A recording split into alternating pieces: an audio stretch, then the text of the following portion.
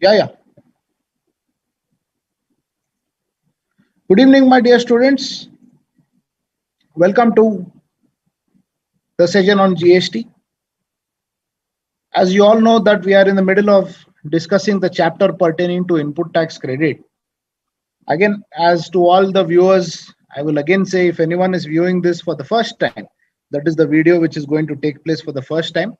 I sincerely suggest them to please watch the earlier two videos and then come to this session, because otherwise you will not understand the flow, because since the chapter is very big and there is a lot of linkages between different sections, it is always advisable for you to please watch those, understand the basic concepts. And because we are in the flow and we are working out problems as well, and these problems also cover the previous sections as well. So therefore, the viewers for the first time for this video, please watch the earlier two and then come to this video. Or otherwise, if you have some relative proficiency in input tax credit chapter, you can continue to watch this video as well.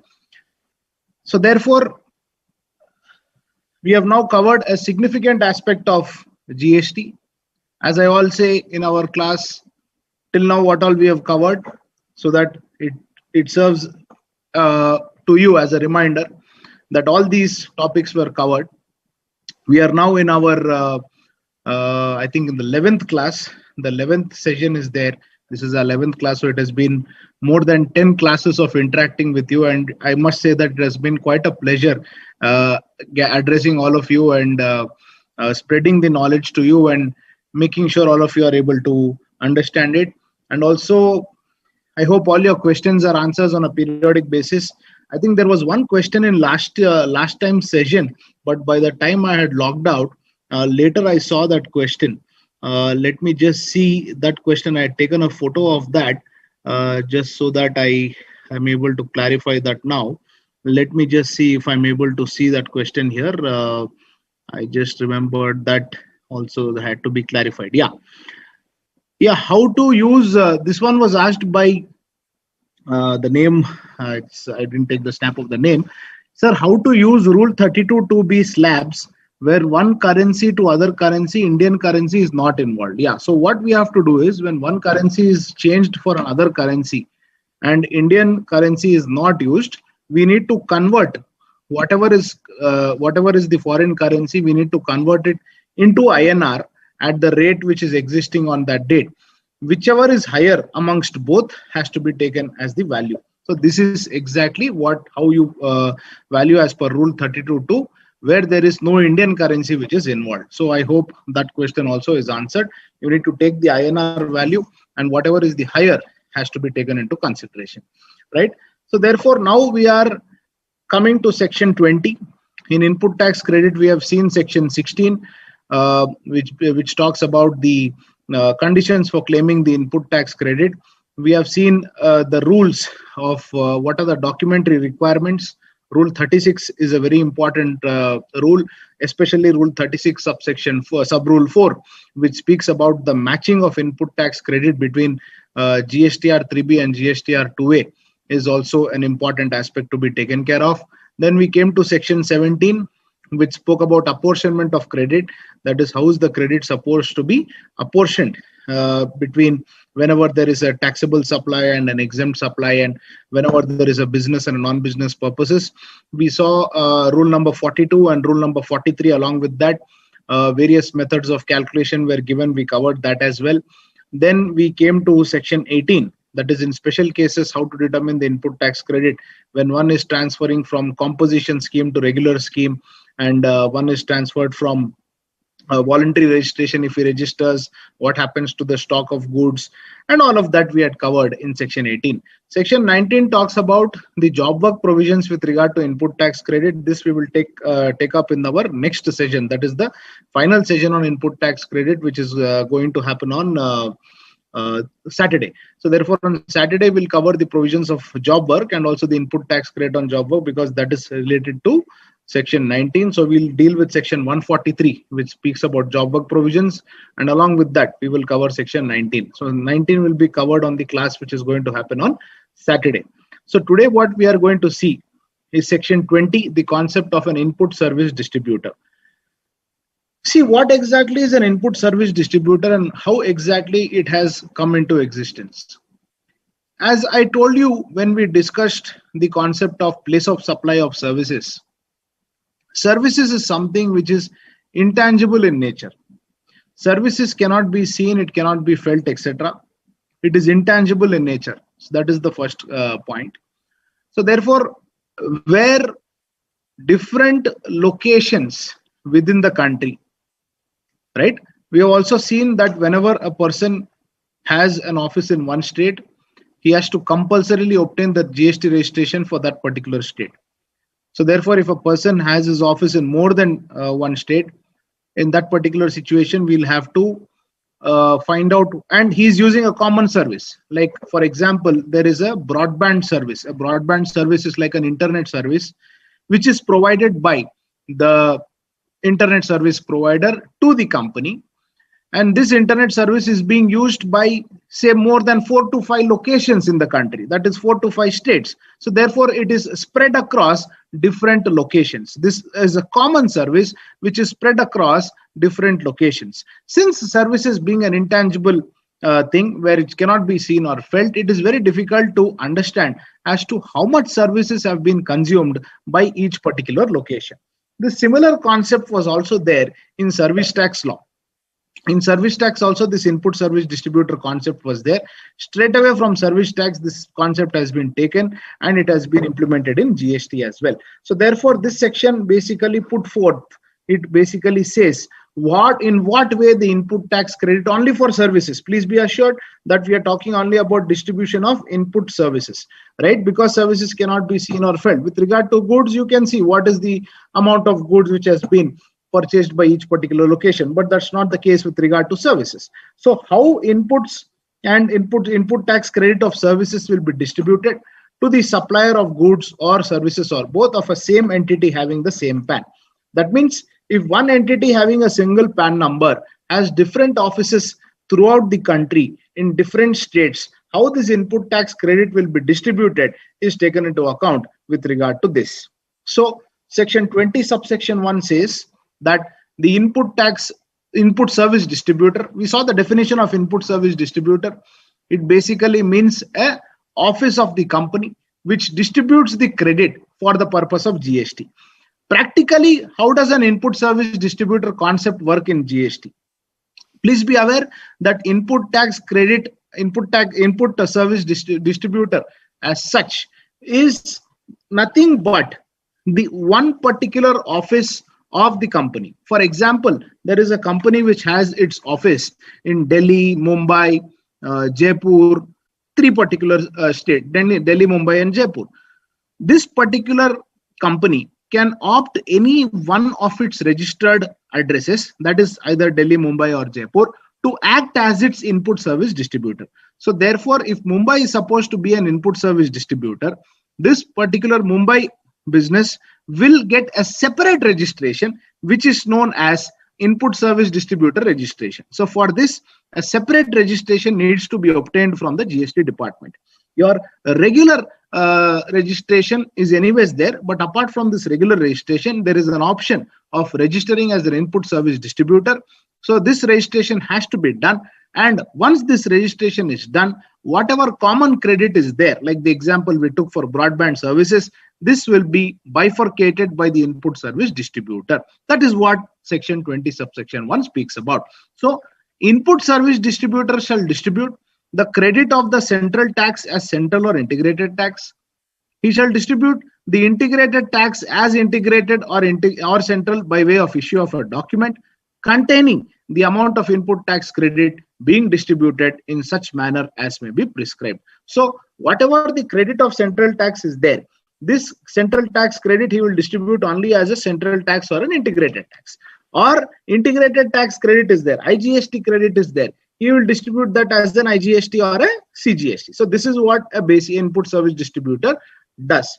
He will issue a document. This document will contain the amount of input tax credit which is distributed in the manner as may be prescribed. So there are a rule which prescribes in what way you are supposed to distribute the input tax credit. So therefore he will distribute the credit and in that he will say what is the input tax credit which is contained, which is distributed in the manner as may be prescribed. That is your 20 subsection 1. Before this, any queries which is overflowing, let me just see that, and accordingly we'll proceed.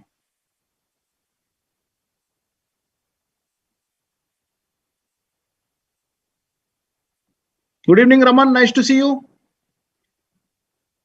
Yeah, so that's about it. So no problem. So that's clear then. So 20 subsection 1 was how the input service distributor will distribute the credit. 20 subsection 2 speaks about the conditions subject to which the input service distributor will distribute the respective credit. The credit will be distributed to the recipient based on such document containing such details as may be prescribed. So therefore, there should be a document, and based on that document, based in a manner, that respective credit will be distributed. Whatever amount which is to be distributed to one particular location will not be more than the total amount available for distribution. So therefore, if one input service distributor needs to distribute say 50,000 or 1 lakh rupees, and he's distributing in each of the location, whatever he distributes to each location should be maximum whatever the percentage which is prescribed as per the rules. Obviously, it cannot be more than the total input tax credit, which is nothing but 1 lakh rupees in our case. So that is another rule which is mentioned. And also the credit of tax paid on input services attributable to the recipient of the credit shall be distributed only to that recipient. This means what? This means in case it is very clear that the input taxes are being enjoyed only by one location, in that particular situation, whatever credit is there should go only to that particular recipient. So in our broadband example, if you see, one internet service provider is providing the broadband service. In this particular situation, once he provides the broadband service, if only one state, that is state of Maharashtra, is using that service and no other person is using that respective service, in that particular situation, you have to remember that it will be distributed only to that particular location. It will not be distributed to any other location. This is a very, very important thing which you have to keep it in mind. I hope this point is clear. So therefore, any credit is there which is attributable to the recipient of the credit, this will be distributed only to that recipient and no one else, right? So this is an important point which we have to keep it in mind, which says by virtue of 20 subsection 2. Then sometimes what happens, the distribution, when it is more than one recipient is there, how do you determine the proportion in which you have to distribute the input tax credit? This is given by virtue of 20 subsection 2. 20 subsection 2 also says what way you will distribute the input tax credit and what are the conditions subject to which you will distribute the input tax credit. So therefore, the ISD, that is the input service distributor, he can distribute the credit subject to the following conditions. What is the condition? The credit of the tax which is paid on input services, that is nothing but the input tax credit on the input services, which is attributable to more than one recipient of credit. So broadband example, more than one state is there. So therefore, this particular input tax has to be distributed to more than one recipient, will be distributed amongst such recipient to whom that input service is attributable, and it shall be pro rata on the basis of turnover in the state or turnover in the union territory during the relevant period. So therefore, we have now understood what is the way in which he divides and the way in which he distributes the input tax credit. So distribution will be done on a pro rata basis. Very, very important point. It will be done on the pro rata basis. Whatever is the turnover in the respective state or union territory, in proportion to the aggregate of the turnover of all the recipients to whom such input service is distributable and which are operational in the current year during the said relevant period. So therefore, in simple terms, what does this section say? This section says that wherever the input tax credit is attributable to more than one recipient of credit is there, input tax credit is attributable to more than one recipient of credit, there we have to see how the input service is attributable. You have to calculate the turnover in the state or the turnover in the union territory to the aggregate of the turnover of all such recipients and which are operational in the current year during the said relevant period. This is what is given in 20 subsection 2. Here the most important words are the terminology relevant period. That is, in which period you will consider the respective turnover in each particular state, and how will you take into account is the major challenge which is there. So therefore the term relevant period, please make a note of this. With regard to section 20 subsection 2, the term relevant period is important. In that relevant period, whatever is the turnover, that only has to be taken into account, right?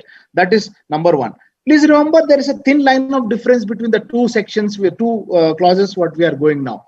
The first clause says that the credit of tax paid on input services attributable to more than one recipient. That means, for example, there are 10 locations. There are 10 locations of a company.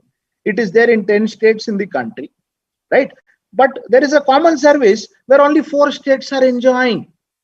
I hope you get the point. There is a common service which only 4 states are enjoying. The other respective 6 states do not enjoy this service as an input service only. Sir, then what is to be done? That is a very interesting question. In that particular situation, whatever distribution is done, again, that will be basis of the turnover in the state of the union territory during the relevant period. So in that, what we have to do, whatever is the turnover in the states in which the credit is being distributed, only is taken into account. So I hope this point is clear. So therefore, the second point is very similar to the first clause. The only difference here being, in the previous clause, that is this one, more than one recipient is mentioned. That is, the credit of tax on input services attributable to more than one recipient is clearly mentioned, whereas here it is written attributable to all such recipient. That means if there are 10 states, there are 10 offices of the same company, the input credit will be distributed amongst all the 10 states. That is what is covered here. Before this, attributable to more than one state. Now it is attributable to all the recipients of the credit. That is what he says. So credit of tax which is paid on input services, which is attributable to all recipients of the credit, shall be distributed amongst such recipients, and such distribution shall be pro rata on the basis of turnover in the state or union territory during the relevant period to the aggregate of the turnover of all recipients and which are operational in the current year during the said relevant period. So therefore, whatever credit of input tax is there, which is attributable to all the recipients of credit, it will be distributed to all such recipients. That also will be on a pro rata basis, on the basis of the turnover of the state or union territory to the aggregate of the turnover of all the recipients which are operational in the current year. Another important condition is that respective particular business in that particular state or union territory should be operational. That is the fundamental criteria for this particular point. I hope this point is clear. This is the condition subject to which the input tax credit will be distributed. 2 types. One, where the input is distributed to more than one recipient. Number 2, where the input is distributed to all the recipients of the respective credit. That is what is covered here.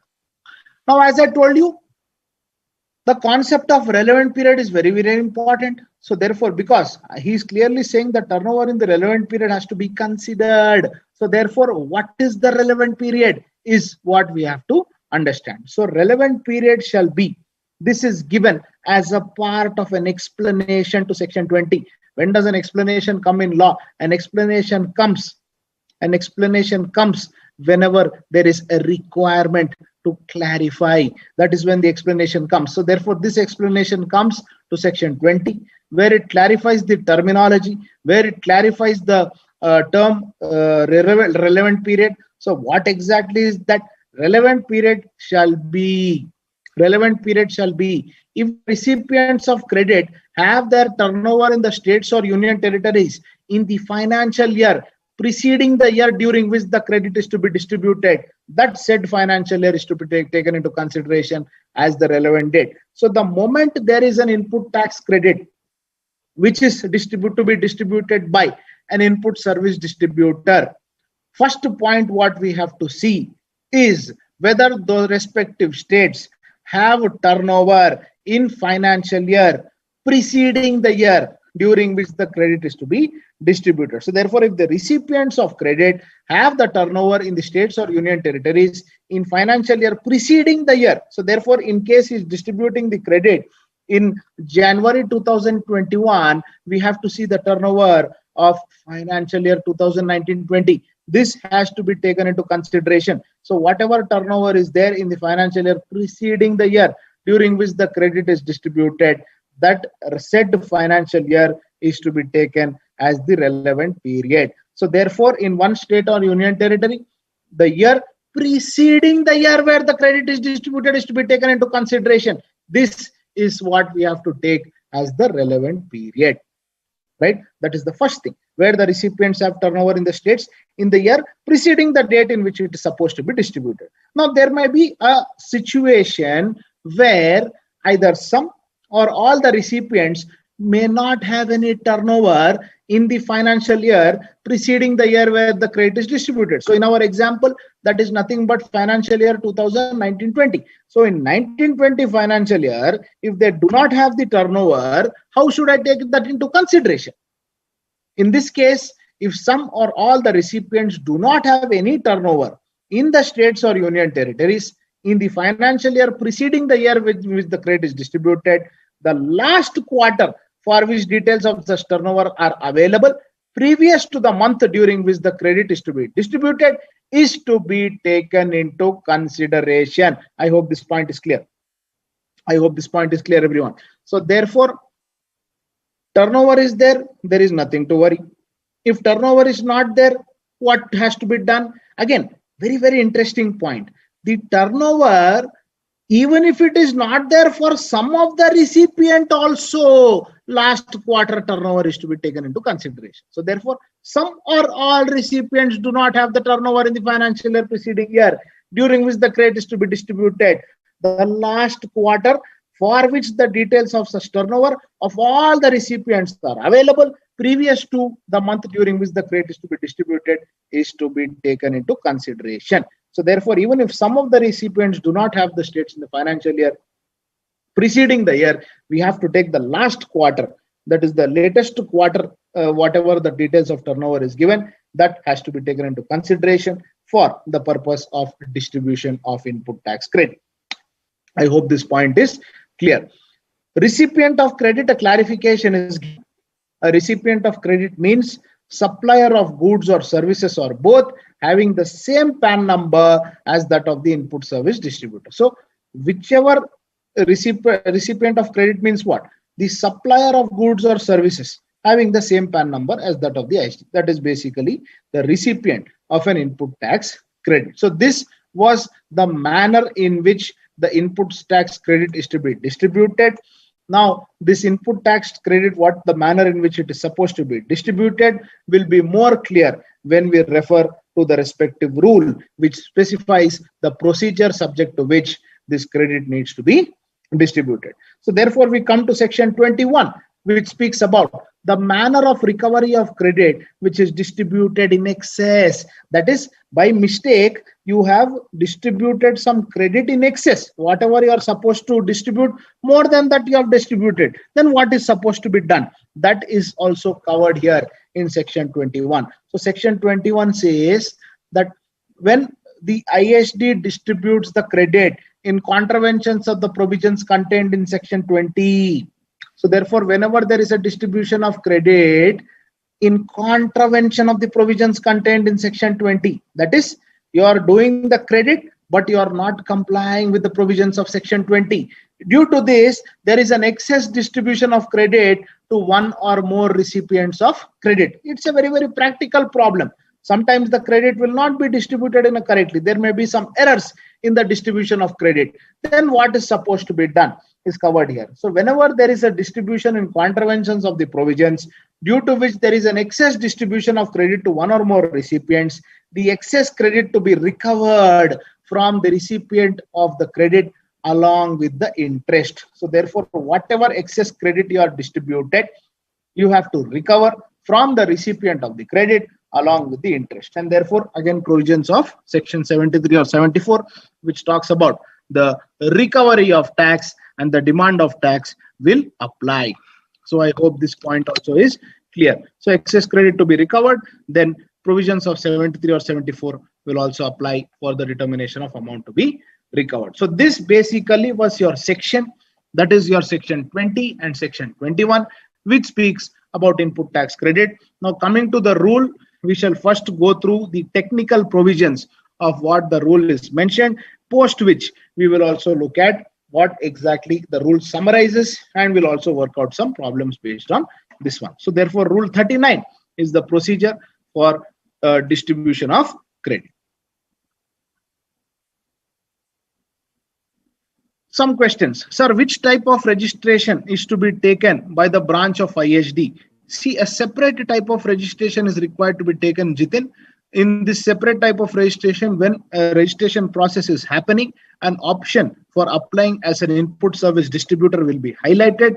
Based on that, the registration can be taken. This is supposed to be done by the branch of the ISD. In the registration chapter, which is to be covered next week, you will look at what is the types of registration where the ISD also is supposed to be registered under GST.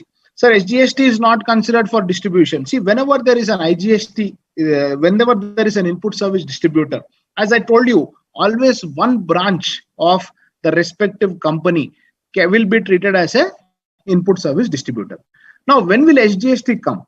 When there is a common input and this input service distributor distributes the credit to the location where it is also there. So therefore, if an input service distributor has a branch in Mumbai, and apart from that, regular office also is in Mumbai, input tax of CGST and SGST are there, it can be distributed locally whenever it is there. But in case it is distributed outside the respective state, then SGST definitely will not be considered for distribution.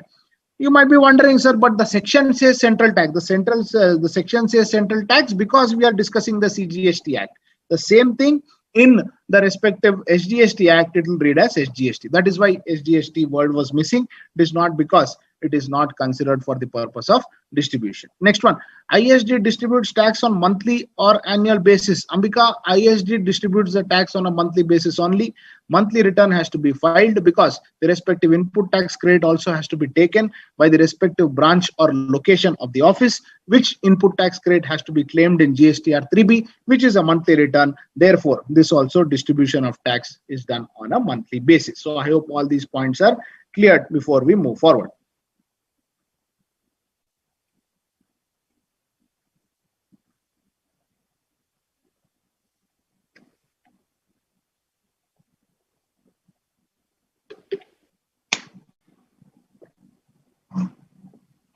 Yeah. Rule 39. What does it say? An input service distributor shall distribute the input tax credit in the manner and subject to the following conditions. Right?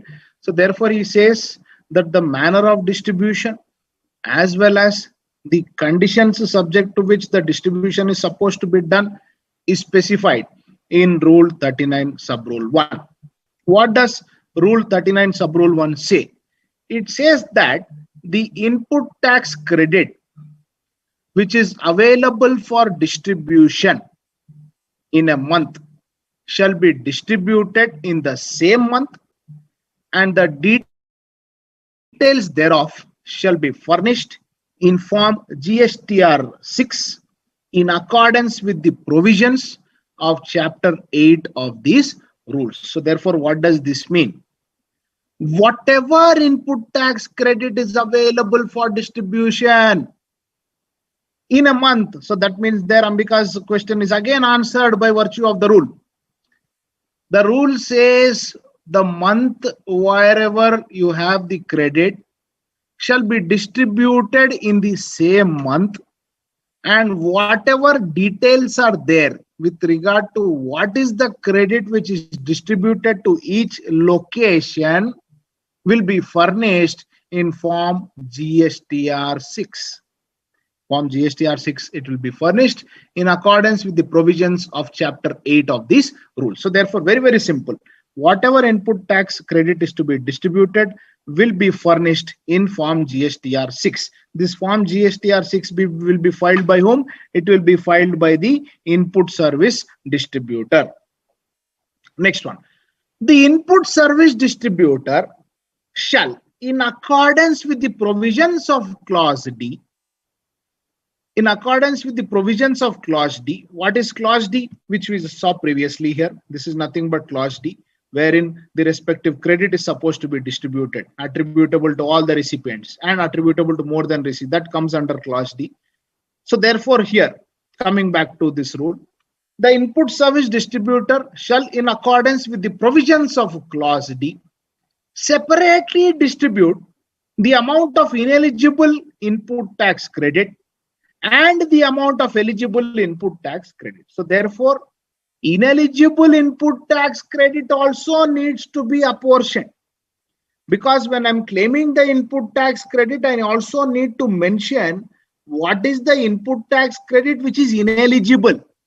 So therefore, if you see form GSTR 3B, once the returns chapter is covered, many of you who have done your articleship also must have filed GSTR 3B. I'm sure your principal would have been after you to file the GSTR 3Bs before the 20th of each month, right? Earlier, the life was easy for previous articles 4 years back. The hectic times were only between the months July to September.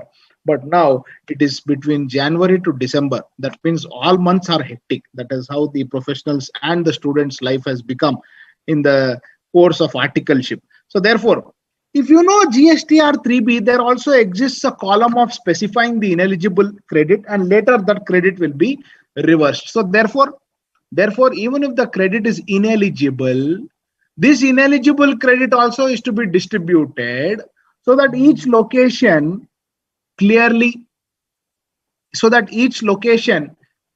says what is the ineligible credit attributable to that, right? So this has to be done under clause number B. And also the next one, the input tax credit on account of the central tax, state tax, union territory and integrated tax shall be distributed separately in accordance with the provisions of clause D. Again, CGST will be distributed separately, HGST will be distributed separately, IGST will be distributed separately. How it is to be distributed, that also we will see. This basically in short is rule number 39. Next one. The input tax credit that is required to be distributed in accordance with provisions of clause D and clause E of subsection section 20 subsection 2, that is wherever the distribution is required to more than one recipient or to all the recipients, in that particular situation is this R1, where it is registered or not from amongst the total of the list to where the input tax credit is attributable, shall be the amount C1. So whatever input tax credit is required to be distributed from the total of all the recipients where the input tax credit is attributable shall be the amount C1 to be calculated by applying the following formula. So C1 is to be calculated. How do you calculate the C1? C1 is nothing but the credit which is to be distributed, right? Which is required to be distributed is nothing but C1. How will you calculate C1? You will calculate it by applying the following formula. T is the turnover which is referred to in section 20 of the person R1 during the relevant period. So during the relevant period, whatever is the turnover of 1%, that is mentioned as T1, right? When I say 1%, it means the respective GST branch which has a separate GST number. So therefore, that is your T1. And T, that is capital T, is the aggregate of the turnover during the relevant period of all the recipients to whom the input service is attributable in accordance with the provisions of section 20. So therefore, a very, very interesting point to remember here. Please make a note of it, my friends, that when you are looking at capital T and when you are calculating the turnover, you have to look at only those particular states where we have to look at only those particular states where the respective input service is attributable. So there might be, out of 10 states, as we spoke earlier, there may be 4 states or 5 states to only whom the input tax credit is attributable. That means you have to take the turnover of only those particular states when we are getting at this term capital T. So therefore, C1 is nothing but T1. T1 is the turnover which is given in section 20 of one particular person, divided by T, which is nothing but the aggregate turnover during the relevant period, into C, where C is nothing but the amount of credit to be distributed. Amount of credit to be distributed is nothing but the input tax credit, which is supposed to be distributed amongst all the persons, right? That has to be done. Moving forward. Rule E and Rule F speaks about how to distribute the IGST and how to distribute the CGST and SGST. This is basically covered in rule number E, in rule number 39E and F. So what does this say? The input tax credit on account of integrated tax shall be distributed as input tax credit of integrated tax to every recipient. That means what? If the input service has an element of IGST, that is, for example, multiple locations office is there. This common broadband internet service is used. The input service distributor office is located in Mumbai. And this broadband service is provided in Delhi. He raises the invoice. IGST invoice is raised. IGST invoice is there means IGST is there.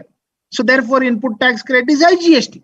So therefore, one important point is input tax credit of IGST will be distributed as IGST only across all the states. Very, very interesting point. So therefore, again, ISD registration is in Delhi. Broadband service provider is in Mumbai.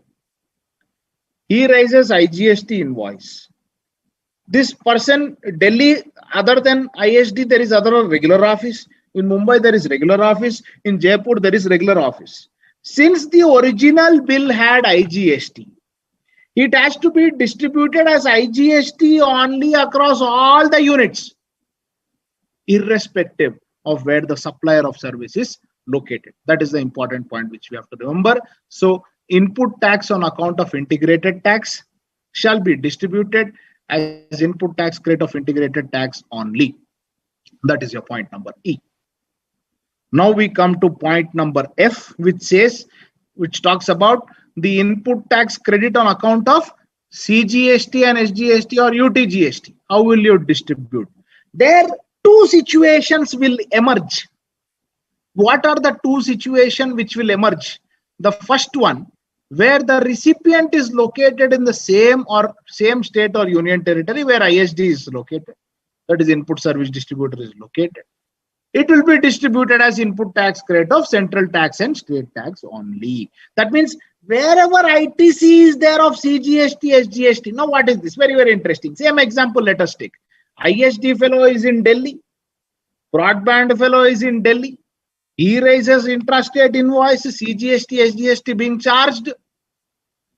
Apart from ISD registration, regular registration also is there in Delhi.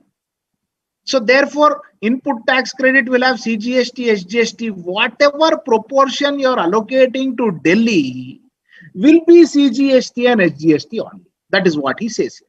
So wherever the recipient is located in the same state or union territory where the input service distributor is located, input tax credit of CGST and SGST only will be distributed. I hope this point is clear. Second situation, it is just the other one. where the recipient is located in the state or union territory other than the state where the ISD is located will be distributed as integrated tax, right? And whatever the amount is distributed shall be equivalent to the aggregate amount of input tax rate of CGST and SGST. What does this mean? Same example, input service distributor is in Delhi, broadband service provider is in Delhi. He has different offices, one in Delhi, one in Mumbai, one in Jaipur. Everyone are enjoying the broadband service. So when he's allocating to the Delhi office, he will allocate CGST and SGST to that. When he's allocating to Mumbai and Jaipur, he will allocate IGST. But how will he calculate that? He will first take the turnover, calculate the respective CGST and SGST attributable to the other states, and he will distribute to those states as IGST. I hope this point is clear. We'll also work out a problem which will give you more clarity on this particular rule. Before this, let me see if there are any queries. Yeah, so it sounds good that you are able to understand it, right? It's slightly tricky, but if you understand it, it's fairly simple. Then point number G. The input service distributor will issue an input service distributor invoice as prescribed in Rule 54 sub Rule 1, clearly indicating in such invoice that it is issued only for the distribution of input tax credit. That means what? This ISD, when he is distributing the input tax credit, he will issue an invoice, and that invoice is not like your regular tax invoice. Please don't get confused. Invoice issued by input service distributor is different from invoice issued by a supplier of goods or services. So this particular person will issue an invoice.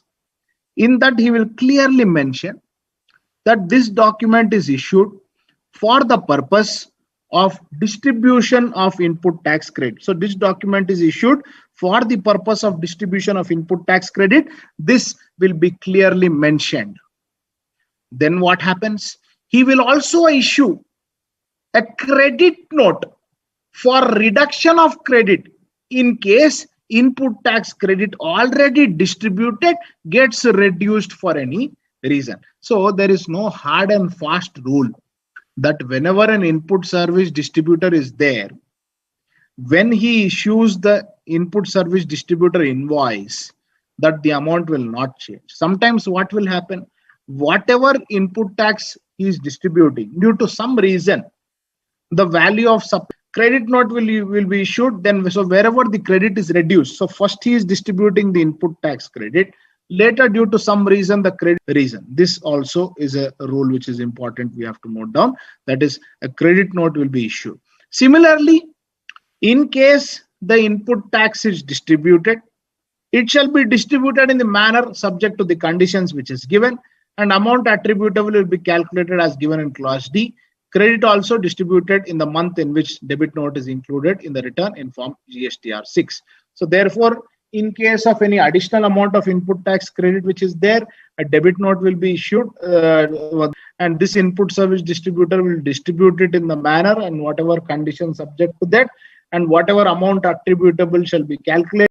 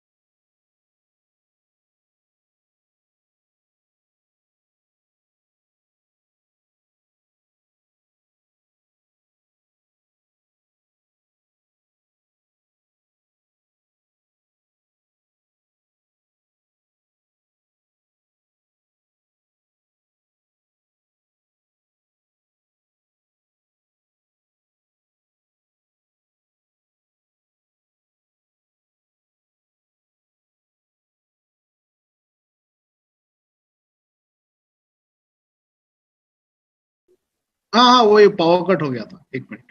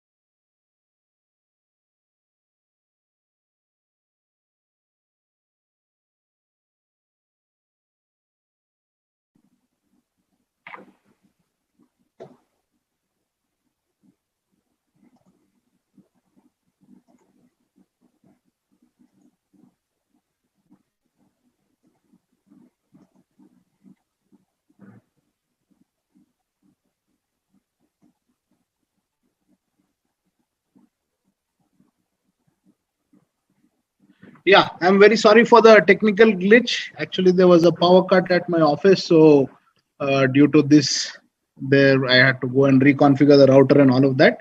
Really apologize for the technical error. I don't know. Today is a day of power cuts. Since morning, I've been facing a lot of technical issues. Anyways, that's a part and parcel of life. So I hope I've covered till point number I. So if anything has missed out, please let me know in the chat box so that I recover those as well.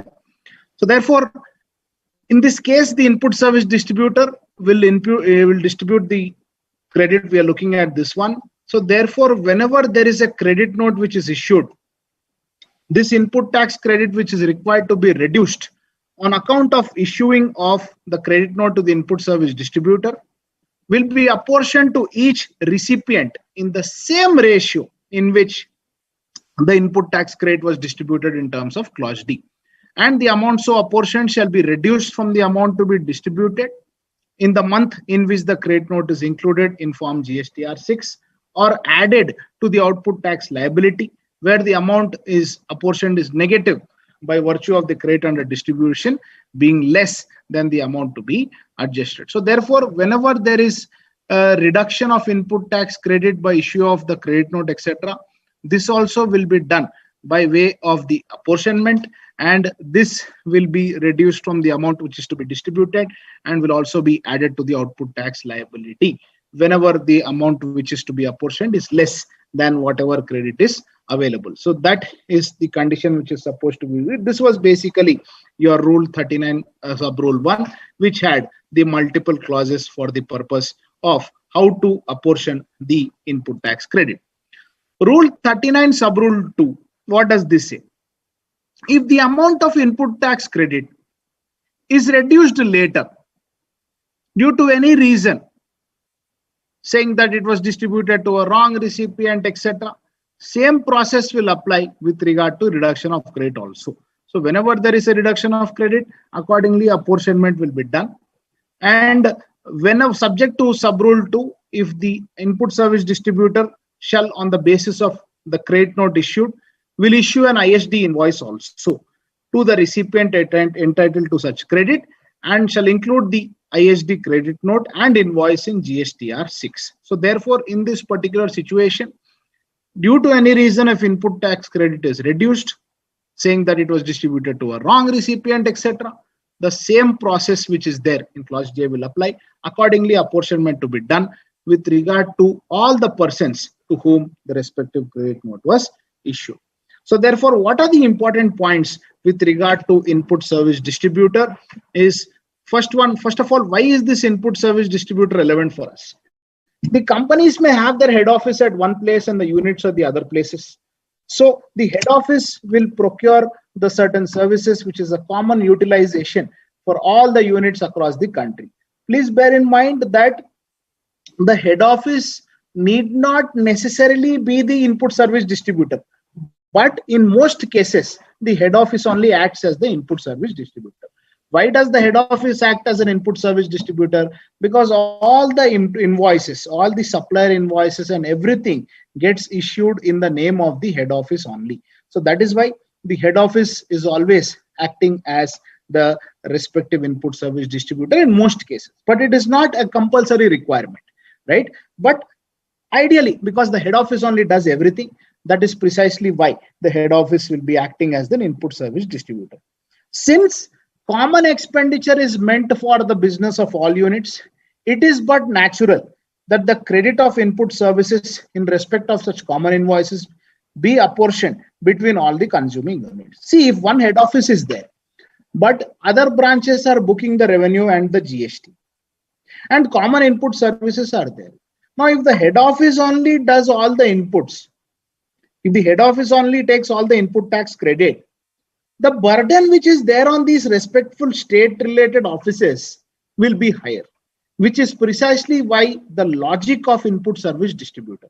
So therefore, in case of a common input service, always it has to be apportioned between the states on the basis of the turnover. This is very, very important. Then ISD mechanism thereby allows the proportionate claim of distribution of credit of input services. This concept of GST is nothing but a legacy which is taken over from the service tax regime. In service tax, this input service distributor concept was introduced. Later, the same thing was carried out in GST as well. Please remember, GST is technically not a new law, which is something which is brought in for the first time and all of that. It is a cocktail of multiple laws all across the world. It has taken some provisions from the Canada GST. It has taken the provision from the Australian GST. We have taken some provisions from our own service tax. We have taken some provisions from our own VAT Act. So therefore, it is a classic case of taking all the beneficial provisions from multiple countries and also some of the beneficial provisions from our pre-GST regime and taking this into consideration. So therefore, this ISD mechanism enables the proportionate distribution of credit, and this again, as I told you, it continues from the service tax regime. Further important points: a separate registration is required for an input service distributor, even though it is already registered as a normal taxpayer. That means, let us take an example of a head office. Head office naturally has a GST registration. Now, just because the head office has a GST registration, it cannot say that it will take this GST registration only and use it for the purpose of distribution of inputs. No, that is not what the law expects.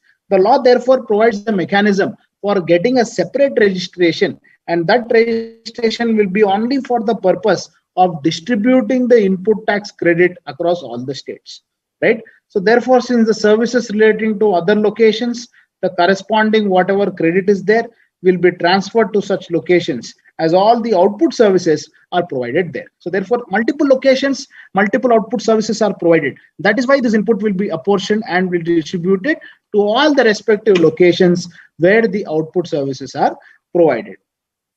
Again, the ISD, that is input service distributor, is expected to maintain the arithmetical accuracy, and it should ensure that the credit what is distributed does not exceed the respective credit which is available with it for the purpose of distribution. That is a very, very important point to remember. So whatever credit is supposed to be distributed, the total which is to be distributed to different states should match with the total credit which is available for distribution. Very, very important point to remember. So the rules to be followed for the purpose of distributing the credit: credit is distributed only to the recipient to whom it is attributable. So whichever recipient to which it is attributable, to that only the credit is supposed to be distributed. And more than one recipient is there, it is distributed on the basis of turnover. On the basis of the respective turnover, the credit is distributed. These are the rules which are supposed to be followed. Now, let us take an example, a problem. ABC Limited, a confectionery manufacturer, has paid the bills of an advertising company amounting to rupees 24 lakhs for advertising campaigns for 2 varieties of cakes, which are manufactured at separate locations in Pune and Bangalore. The company had a total turnover of 112 crores in the previous financial year. The total of Pune unit was 5 crores. Turnover of Pune unit was 5 crores and turnover of Bangalore unit was 10 crores. So what is the ITC attributable? Please try to answer this question.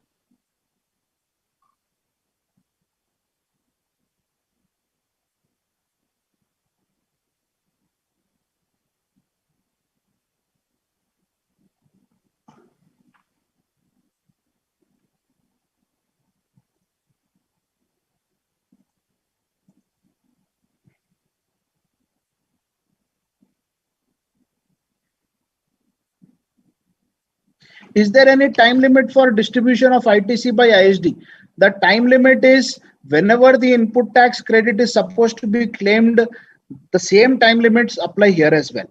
The moment the input tax credit is claimed, immediately it has to be distributed. That is why GSTR 6. So therefore, it is not like input service distributor, 1 month it will claim everything and later months it will distribute. Such like that, there is no flexibility which is given. Please be very careful on that.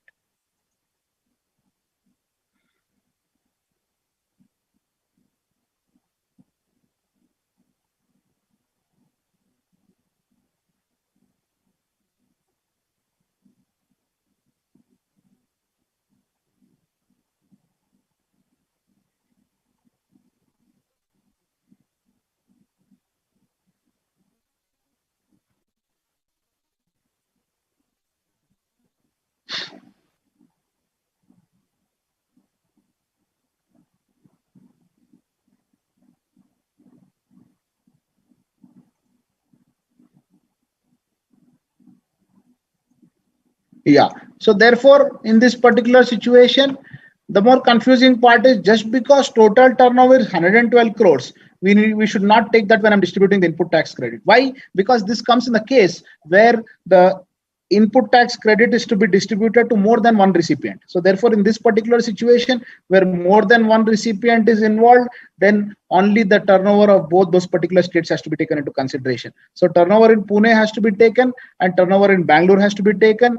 Total turnover comes to 15 crores. So once this particular 15 crores is there, accordingly 24 lakhs is the common input tax rate which is supposed to be distributed. 24 lakhs into 5 by 15. So therefore 8 lakhs for Pune and 16 lakhs, that is nothing but 24 into 10 by 15 will be basically the respective apportion. So 8 lakhs for Pune and 8 lakhs for Pune and 16 lakhs for Bangalore will be the method of distribution. So this is your 1:2 related turnover will be taken. A fairly simple question. Definitely you cannot expect this question in the examination. Maybe in IPCC level it can be expected, but not in final. IPCC also I don't think. So maybe in IPCC it can be expected. Yeah. So then method of distribution of taxes, right? In this particular situation, as I told you, how are you going to distribute the taxes with respect to the input tax credit of CGST, SGST, UTGST? In this particular situation, it will be distributed as CGST and UTGST respectively. ITC of SGST and ITC of CGST and SGST with case of a different state, it will be distributed as IGST. Same statements, same type will be distributed. Different statements, it will be distributed as IGST only. And ITC on account of IGST will be distributed as IGST only, irrespective of the respective location. So these are some of the important points. Now we'll look at another problem. XYZ Limited has its head office in Mumbai, registered as ISD.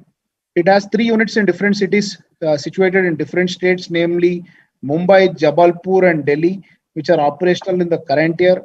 XYZ furnishes the following information for the month of July. CGST paid on services used only for Mumbai unit is 3 lakhs.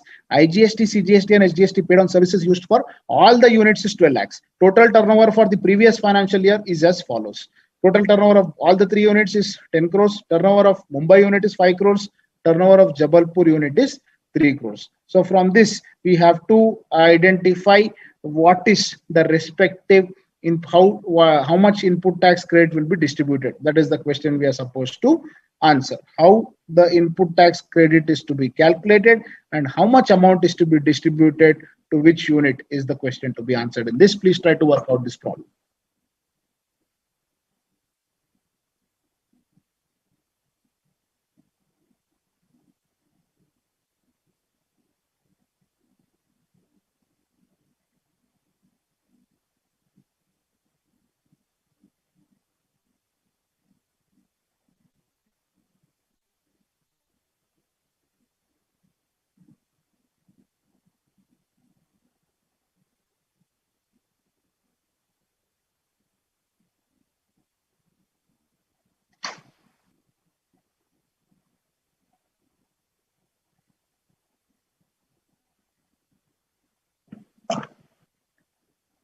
Waiting for some answers.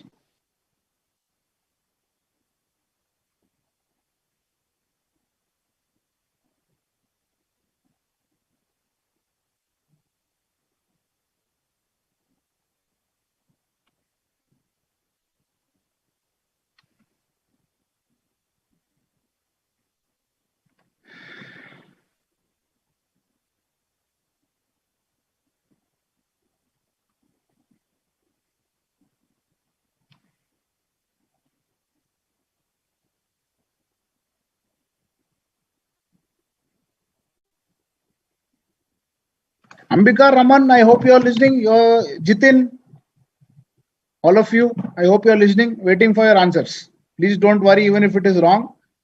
Please, but try to answer the question. I hope there is no network issue again.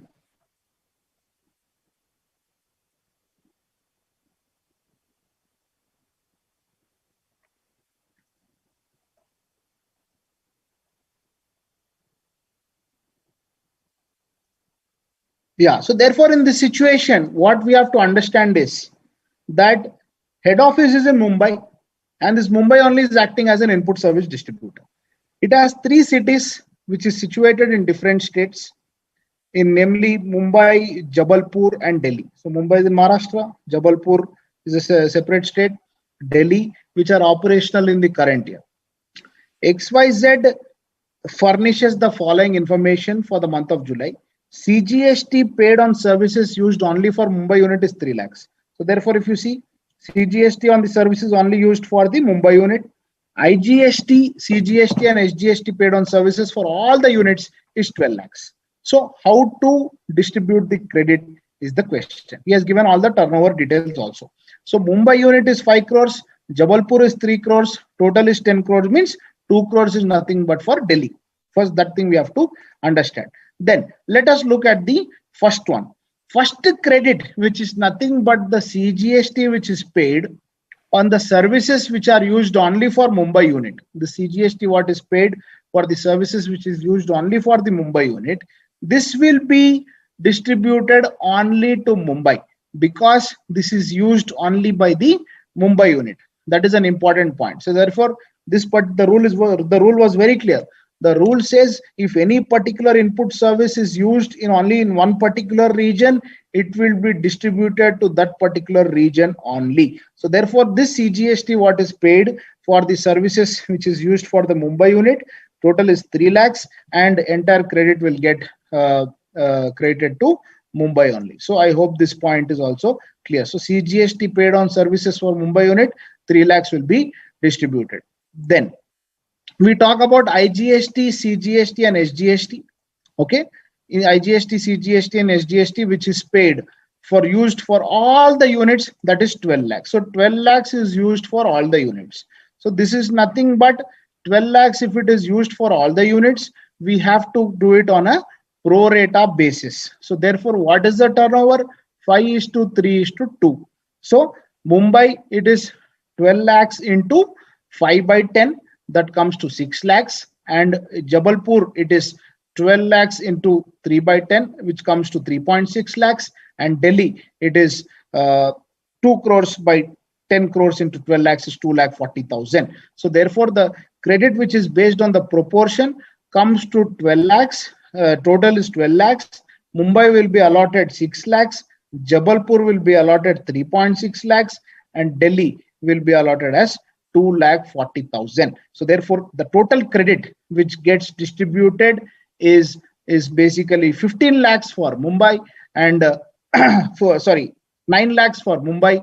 For Jabalpur, it is 3.6 lakhs, and for Delhi, it is 2,40,000. In this question, as much since there is no bifurcation which is given in the second point of IGST, CGST, and SGST, therefore, in this particular situation, we need not specify whether it is CGST, IGST, etc., because that is not clearly given in the question. So you can just calculate the total credit and leave off. So if anyone have got this particular answer, then it is good news, right? So therefore, in this, so some of you have got the answer right. 9, 3.6 and 2.4 will be the answer. Yeah, so I want the final answer. Yeah, So pretty much everyone got, yeah. Some of you have given CGST and SGST. It's not required in the problem because the problem was not very clear in the question. It did not specifically ask for the CGST, SGST because it is not specifically given. Because it just meant for only in the first case, that is 3 lakhs, CGST was specifically given. Otherwise, IGST, CGST, ST and SGST were given. So don't bother about that particular bifurcation. As long as you got the total right, it is of no problem. So I hope this problem was clear. Now we go to the next problem. Ceramity Limited has the following units. Factory in Tumkur, Karnataka, turnover of 27 crores in 1920 financial year. Service center in Hyderabad, Telangana, turnover of 1 crore in 2019-20. Service center in Chennai, Tamil Nadu, turnover of 2 crores in 1920. Ceramity Limited, corporate office functions as an input service distributor. It has to distribute ITC of 9 lakhs for May 2020. Of this, an invoice involving tax of 3 lakhs pertains to technical consultancy for Tumkur unit. Please explain how is the ITC supposed to be distributed. Please try to work out this problem.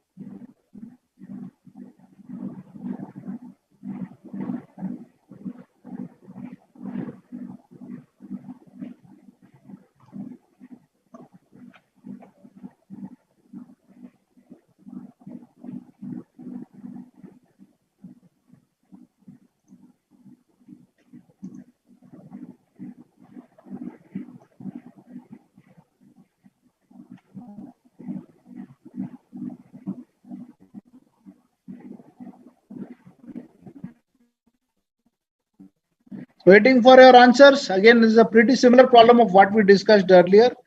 So waiting for you for your answers so that I get the confidence about your understanding of the concept.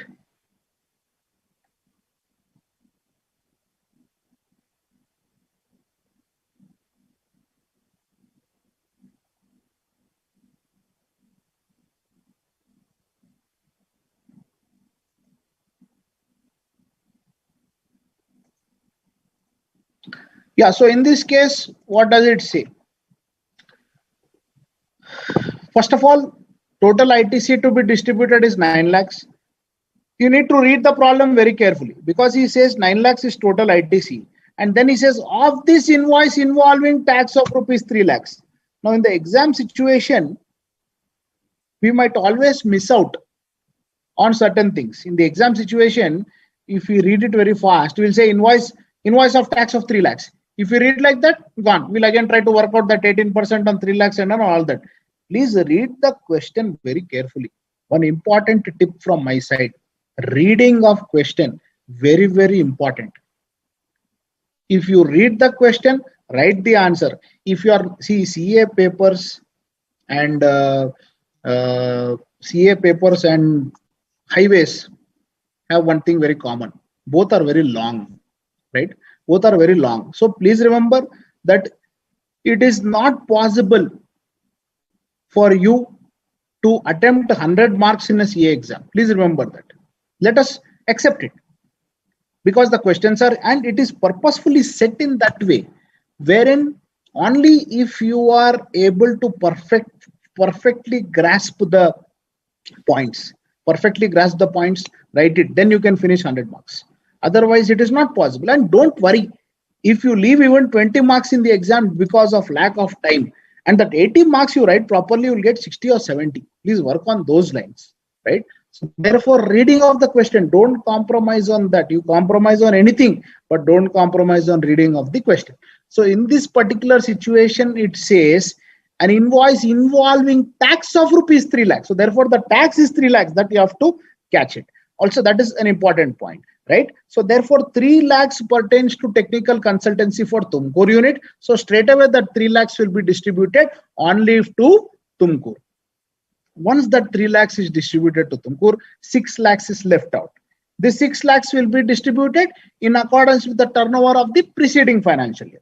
Preceding financial year is nothing but 2019-20, because now we are working out the input tax to be distributed for May 2020. Here in this question, he might also give the turnover of the last quarter to confuse you. That also will be given. The rule is very clear. Turnover of preceding year is available means take that on into consideration. If that is not there, then you take the last quarter turnover into consideration. So how will the ITC be distributed now? 3 lakhs is Tumkur only means 6 lakhs will be left out. This 6 lakhs, Tumkur will go 6 lakhs into 27 by 30, 6 lakhs into 1 by 30, and 6 lakhs into 2 by 30. This will be your answer for the credit which is distributed. The final answers come for Tumkur unit will be 5.4 lakhs plus 3 lakhs, so 8.4 lakhs, and Hyderabad will be 20,000 and Chennai will be 40,000. This is basically the answer for this question. I hope any of you have got this question. So 3 lakhs only to Tumkur unit, correct? Yes. But some of you have put Telangana 2 lakhs. No. It is not 2 lakhs. The turnover is very less. So don't get confused. It is not 2 lakhs. It is 20,000 and 40,000. Don't put 10 in the, if you put 10 in your answer, all possibility of 10 getting reduced from your total marks is there. Please be very careful. When you are giving the answer, read the question and give the correct answer, right? 10 if you add also, it will be a problem for you. Okay. So that is, yeah. So turnover 8.4. Yeah, all short form answers I'm getting from many. Please don't give short form answers in CA exams. Again, as I told you, the marks also will be given in short form, right? So please give full answer so that I understand correctly what exactly is the answer what you are giving, right? So this is another important point which you have to remember, how the ITC is supposed to be distributed. So what are the procedural aspects with regard to input service distributor? ISD needs to issue an invoice as per rule 54.1. It will say that what is the input service which I am distributed. I have to clearly give the details in the respective invoice which the input service distributor is issuing. Credit note is to be issued whenever the ITC is reducing. Input tax credit, if it is reducing, credit note has to be issued. The invoice and debit note will comprise of the following things. What all it will comprise? Name, address, GST number of the ISD. When I say GST number, the GST registration number of the ISD registration has to be mentioned, not the respective regular registration. So that has to be given. And a consecutive serial number up to 16 characters has to be given. Date of issue of the invoice is important. Amount of credit which is distributed is important. Signature of the ISD or the authorized signature or representative also is important for the purpose of giving this particular debit notes and invoice. Then some relaxations are given for banks and financial institutions. If the ISD is a banking company or a financial institution, including the non-banking finance company, the document which is given for distributing the credit need not be serially numbered, right? Because it is the banking company, financial institution have a lot of branches. So therefore, it is very, very difficult for them to serially number all the ISD invoices. Therefore, in this particular situation, the document need not be serially numbered. That is an important point which we have to remember. And ITC which is available for distribution should be done in the same month, right? Whichever ITC is supposed to be distributed, same month it has to be distributed. Very, very important point. Someone asked a question, sir, what is the time limit for distribution of ITC? No time limit. In that month only you have to do it. If you don't do it that month, then it is gone. So very, very important and critical aspect to be considered. Again, ISD means the branch will not leave, because the branch will have to take the benefit. So the company by itself will immediately distribute the input tax credit, because if they don't distribute the input tax credit, one branch will end up paying a bigger amount, which will lead to unnecessary blocking of working capital for the respective company. And the details of the distribution of credit and all the respective ISD invoices, this has to be filed by the ISD in monthly GSTR 6. GSTR 6 return is to be filed. This monthly GSTR 6 will have to be filed within 13 days after the end of the month. So after the end of the month, within 13th of that succeeding month, it has to be filed. Again, this also is given in GSTR two-way, because here the respective recipient's GST number will be mentioned. What is the amount of credit is distributed will be clearly mentioned. So those details will clearly be visible in the GSTR two-way. Input service distributor is not required to file any annual return. Annual return is GSTR 9. Regular registered persons will have to file it. Input service distributor need not file the annual return, and also cannot accept the invoice, the tax which is to be paid under the reverse charge mechanism. So therefore, in case of reverse charge mechanism, the input service distributor cannot accept that particular invoice. Reverse charge mechanism means it relates only to that person who is supposed to pay that particular amount. So input service distributor cannot accept that amount. Debit note is to be given for additional distribution of ITC. Whenever the ITC which is distributed is lesser than what is supposed to be done, a debit note is given, and a credit note is given for ITC reduction to be distributed to the recipient. This is there. And excess tax, if it is distributed, it will be recovered along with interest from the recipient. This is as per section 21. In case the input service distributor is deposited excess tax, distributed excess tax, you shall be liable to recover that along with the interest, right? That is the point which is here. And yeah, these problems will come to these later. Yeah, and now we come to section 49, which is utilization of tax. Before we start this particular section, let's take a short break. We'll meet sharp at 7:30, 7:35, and we'll continue our discussion with regard to section 49, which talks about the method of set off. How the respective input tax credit will supposed to be set off will be covered here, and post that we'll work out more problems, and then we shall conclude for the class there at the end of this particular payment of tax and working out some more problems based on this. And then if time permits, we shall look at job work as well. And then the last session, what we are planning to do is covering job work and input tax credit concept of job work. And also the last session, we shall have a quick revision of the entire topic, because the topic as such is very huge. So therefore, all the critical points in the respective input tax credit chapter, we shall cover that in a fast track revision basis in the last class, which is there on Saturday. So I'll see you after a short break of 10 minutes.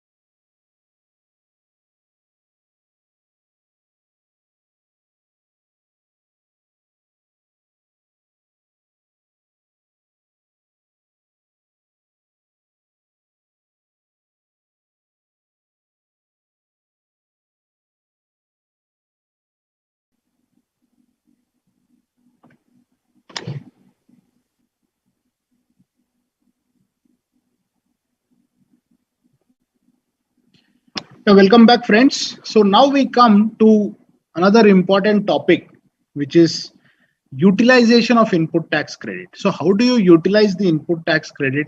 How do you set off the respective input tax credit by making the payments is what we will cover here. Now, section 44 to section 49 will also be covered when the respective section of payment of tax chapter is discussed. But here we are going to cover section 49, some relevant extracts from section 49, which basically talks about the payment of tax, interest, and other amounts. This is what is covered in this particular point. And in this particular point, we see in 49 subsection 5, the input tax credit which is available in the electronic credit ledger of the registered person of the integrated tax. So whatever input tax credit is available in the electronic credit ledger on account of integrated tax, so that is IGST, if it is there, this will first be utilized towards the payment of IGST only, and any remaining amount, if any, will be utilized towards the payment of the central tax and the state tax, or as the case may be, the union territory tax, in that order, right? So therefore, in this particular situation, whatever input tax is there, this input tax credit will be the IGST. That is, the IGST will always be used first towards the integrated tax, that is towards IGST only. And after that, if any input tax credit of IGST is remaining, it can be used towards the central tax and the state tax in any manner, right? In that particular situation, first it will be used for payment of integrated tax, and then towards the payment of central tax or the state tax. Then, now earlier it was first for central and then the state tax, but later there is a small modification to that, which we shall cover in some time. Before that, I forgot, I saw a few questions which I had to answer. Yeah. RCM credit not to be distributed. No, it clearly the rules say that with regard to RCM respected credit, the input tax credit distributor, input service distributor can only take the respective credit to that extent, right? There is no question of any distribution. That is clearly mentioned, so that there is no problem. And what if he incurred RCM tax on behalf, can it distributed? No. RCM credit, it is clearly given. Though RCM is also an input tax credit, though it seems that it also can be distributed, but RCM payment is very, very clear, because RCM payment is first made by the company. So therefore, if the so each company can choose to make the RCM payment and they'll get the credit. Distribution of other inputs is only important because the invoice is raised by the corresponding third person. That is why the input tax credit will be distributed. Then who will raise the debit note or credit note in case of ISD? In his interest will be levied. In this particular situation, input service distributor is just a distribution of credit. So therefore, if the credit is more or the credit is less later, the respective debit note or the credit note will be raised by the input service distributor only. There is no question of any interest here, because this is just a distribution of credit, right? Interest will come only in case of the respective claims of the input tax credit. If the claim is happening and later more time is elapsed, then the respective claim in respective interest will come. Just for distribution of input tax credit, there is no question of any interest. So I hope your questions are answered. Now we come back to section 49. Now here, whatever input tax credit is there, IGST will first be utilized towards IGST payment, and after that, if any amount is remaining, it will be used towards payment of central tax and the sales tax, state tax, or as the case may be, the union territory in that particular order. Then the central tax shall first be utilized towards the payment of central tax, and whatever amount remaining may be utilized for the payment of integrated tax. So therefore, whatever CGST is there, this CGST will first be utilized towards payment of central tax, and the amount remaining, if any, may be utilized towards the payment of the integrated tax, right? This is the important point which we have to recollect. So central tax first utilized towards payment of central tax, and whatever amount remaining may be utilized for the payment of the integrated tax. So this is also an important point to be remembered. Then the state tax will again first be utilized for payment of state tax, and the amount remaining, if any, may be utilized towards the payment of the integrated tax. State tax first, towards payment of state tax it will be used, and whatever amount is remaining will be utilized for the payment of the integrated tax. I hope this point also is clear. So CGST first towards CGST, then remaining if any towards IGST. State tax first towards the payment of state tax, and then amount remaining if any may be utilized for the payment of integrated tax, right? Provided this provision is only the important point, which there is a change which has happened. That is why this provision has come. Provided that input tax credit on account of state tax shall be utilized towards payment of integrated tax only where the balance of the input tax credit on account of the central tax is not available for payment of integrated tax. What does this mean? That means you can, whatever input tax credit of SGST is there, that is state tax, will be utilized for payment of IGST only when the balance of input tax credit on account of central tax is not available. That means what? For the purpose of integrated tax payment, first, of course, integrated tax will be utilized.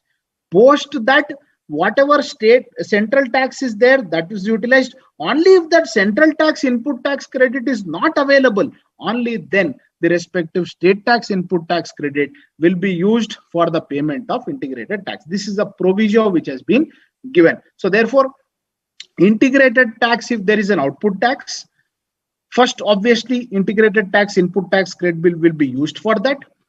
Then post that, we have to see the central tax. Only after the central tax is over, it is exhausted, then the state tax input tax credit will be utilized. This is 49 subsection 5. Next one, the amount of input tax credit available in the electronic credit ledger of the registered person of the central tax shall not be utilized towards payment of state tax or union territory tax. I hope you are getting this point. So whatever amount of input tax credit which is available in the electronic credit ledger, that is CGST credit, cannot be used for payment of SGST. Similarly, SGST credit cannot be used for the payment of CGST. This is 49.5 makes things official here. It says CGST will not be used for the payment of SGST. SGST will not be used for the payment of CGST. This is what is the important point which we have to remember here in 49 subsection 5. Using the credit of CGST for the purpose of SGST, not possible. Using the credit of SGST for the purpose of CGST also is not possible. Very, very clearly given by virtue of 49 subsection 5. 49A speaks about the utilization of input tax credit subject to certain conditions. So therefore, this is the condition which has been added to the method of utilization of input tax credit. What is this condition? Notwithstanding anything contained in section 49. Notwithstanding anything contained in section 49. The input tax credit on account of central tax, say state tax or union territory tax, shall be utilized towards payment of integrated tax, central tax, state tax or union territory tax, as the case may be, only after the input tax credit available on integrated tax has been fully utilized for such payment. That means what? First point, when you are looking at the input tax credit and want to utilize it for the purpose of payment. First of all, what is input tax credit? Input tax credit is nothing but the credit what you are taking, which goes and sits in the electronic credit ledger. This particular amount is utilized for the purpose of making the payment. This exactly is what the respective input tax credit here. Therefore, in this particular situation, the input tax credit on account of the central tax, state tax or union territory tax, it is first utilized for payment of those on. It is first utilized for the payment of integrated tax, state tax, this thing, and after that it's used for the payment only after the integrated tax is totally utilized. So therefore, the most important point, 49A last line, as the case may be, only after input tax credit available on account of integrated tax has first been utilized fully towards such payment. So therefore, if the credit ledger you have CGST some amount, you have some SGST some amount, then you have IGST some amount. IGST credit first should be exhausted totally. It should become zero. Only after this IGST amount becomes zero, you can go and touch the CGST and SGST. This is what section 49A says. I hope this point is clear. 49B is order of utilization of input tax credit. So notwithstanding anything contained in the chapter and subject to the provisions of clause E and clause F of 49.5, the government may, on recommendations of the council, will prescribe the manner and utilization of the input tax credit on account of IGST, CGST towards the payment of tax. So order of utilization also government will give is just what is given in 49B. Rule 88A talks about the order of utilization of input tax credit. What does Rule 88A says here? Input tax credit on account of integrated tax, first used for payment of integrated tax, remaining may be utilized for the payment of central tax and state tax or union territory tax in any order. This is another important change which has happened. So please remember, two important changes have happened ever since the GST law has come. Maybe in people who have written your CA Inter GST method set off was different at that point of time. Now set off, I mean, the prima facie principle remains the same, but now what has happened?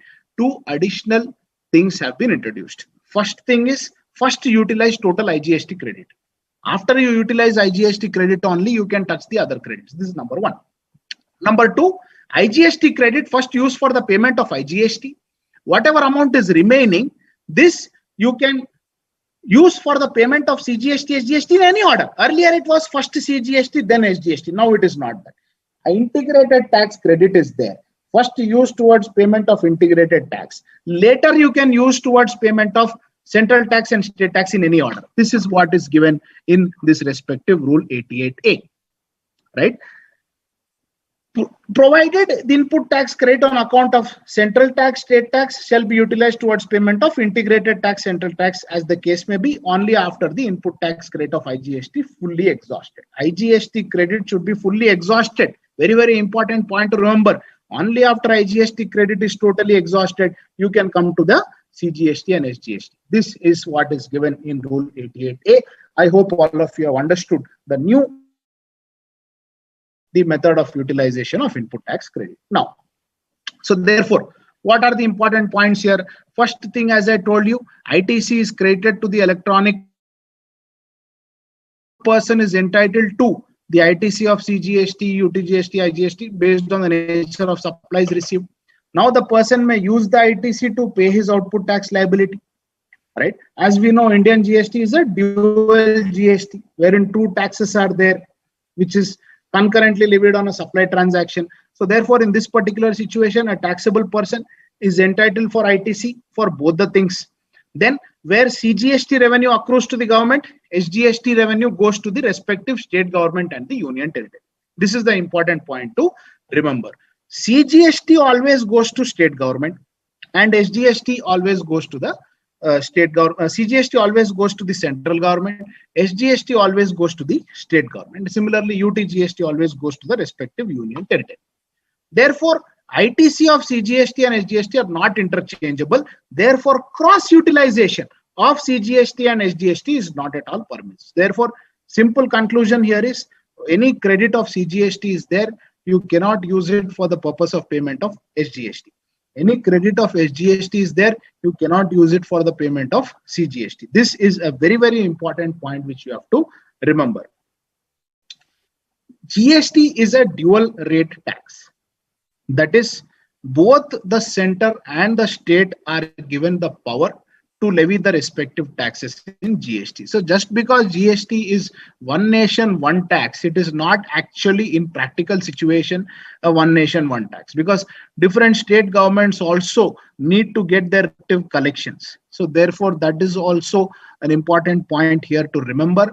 So therefore, it is the state central CGST will go to central government, SGST will go to the state government. This is the mechanism in which the GST is charged here and made applicable. Then IGST is a transitory tax. When I say a transitory tax, it means a tax which directly doesn't go to the respective recipient. it first goes to the central government, and later the central government distributes it to the respective state government. The ITC of IGST can be used for the purpose of anything.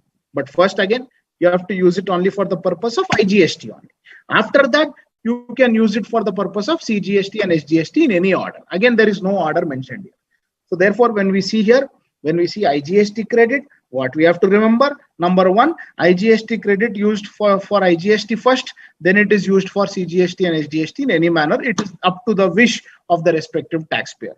The section does not say that first it should be used for SGST, first then it should be used for CGST and all of that. Therefore, cross utilization of IGST and CGST is very much permissible. The flexibility is given to the taxpayer to utilize in any proportion and in any order. If ITC of IGST is used for the payment of CGST or vice versa, the corresponding debit or credit is made to the respective state government. So therefore, simple terms, if ITC of IGST is used for the payment of CGST, again corresponding state government or the union territory, the debit or credit will be made internally between the state government and the central government. So therefore, in order to summarize the utilization, ITC of IGST is first to be used for the payment of output IGST. ITC of IGST, after it is used for the payment of output IGST, next it can be used for the payment of CGST or SGST in any order or any proportion as may be desired by the taxpayer. Very, very critical point, new point. This is a new point which has been introduced of recent. This was not there earlier.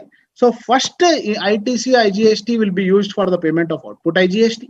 Then it will be used for the payment of CGST or SGST in any order. Then before you utilize the CGST or SGST, the credit of IGST must be exhausted totally, right? Critical points you have to remember. IGST credit first used towards IGST only. Then it can be used for the payment of SGST, CGST in any order. But before you utilize the SGST or SGST, you have to totally exhaust the credit of IGST. Then we come to ITC of CGST. ITC of CGST first used for the payment of output CGST, then used for the payment of output IGST, right? But cannot be used for the payment of output SGST. Why? Because that is a central government and this is a state government. I hope this restriction is clear. Then ITC of SGST again to be used for the payment of output SGST, then used for the payment of output IGST, and then it cannot be used for the payment of output CGST because this is central and that is state. I hope this point is clear. Now I am giving you an example here. Amount of ITC available and output tax liability under different tax heads. Please try to work out. Again, here in this particular situation, you can assume after you exhaust the ITC of IGST, how you want to utilize the respective IGST for making the payment of CGST and SGST, it is up to you. So kindly do a working from your side only and find out what is the amount of ITC available and output tax liability under the different tax heads. IGST output tax liability is 1000, input tax credit is 1300. CGST output tax liability is 300, input tax credit is 2.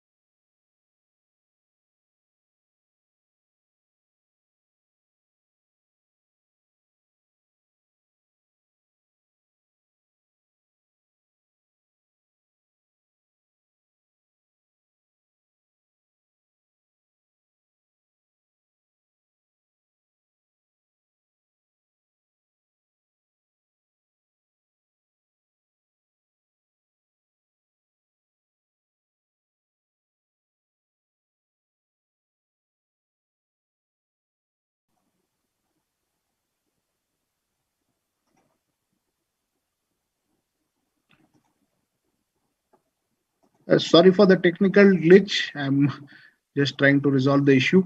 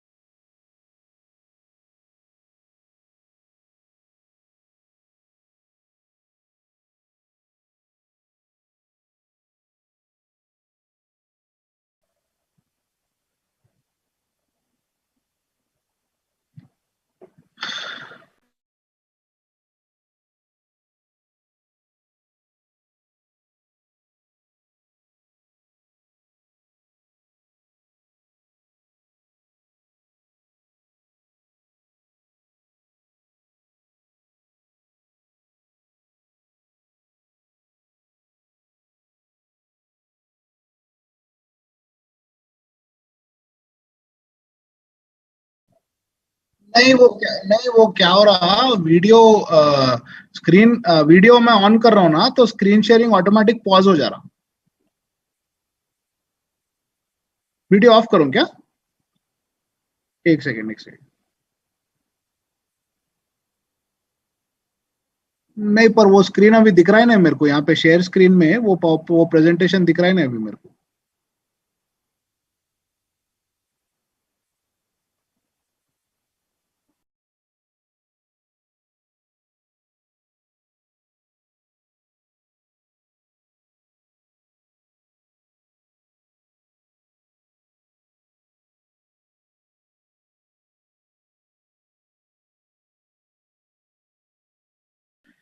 Yeah, sorry for another technical glitch.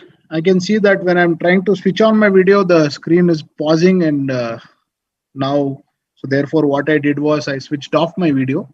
So therefore, now you can see the screen, but not me, because if you want to see me, then you'll have to miss the respective slide. So better you see the slide than see me for the rest of the session. I don't know, today the information technology gods are not happy with me or something. A lot of technical issues right from morning we are facing here. Anyways, no problem. So let us see the options which are given here. In this case, ITC 1300 first to be used towards 1000 IGST. Yes, 300 towards the CGST, 200 is, yeah. See, option 2, it can whatever balance is there after exhausting IGST, you can totally use it. There is no problem whatsoever. So therefore, if we go to this, whatever 1300 IGST is there, first you have to use it towards output IGST, right? First it is to be used towards output IGST rupees 1000, right? And it can be used in any manner after that. So let us assume 200 towards SGST and 100 towards SGST can be used. So 1300 IGST, it is to be first used towards output IGST at 1000, and later it can be used. We are assuming 200 towards SGST and 100 towards SGST. Please remember that this respective 200 and 100 can be anything, right? There is no condition as to 200 only has to be. So what that 300 is left out, you can do whatever you want with that. In this case, I am assuming 200 is used towards SCGST and 100 is used towards SGST, right? That is what I'm taking here. Then post that, what is the ITC of CGST? See, therefore, first thing what we have to remember is this entire ITC of IGST has to be totally utilized. ITC of IGST should be totally utilized. Only then you can go next to the ITC of CGST, etc. In case of ITC of CGST, what is there is 200 rupees. Out of 200 rupees, you have to first use towards the CGST.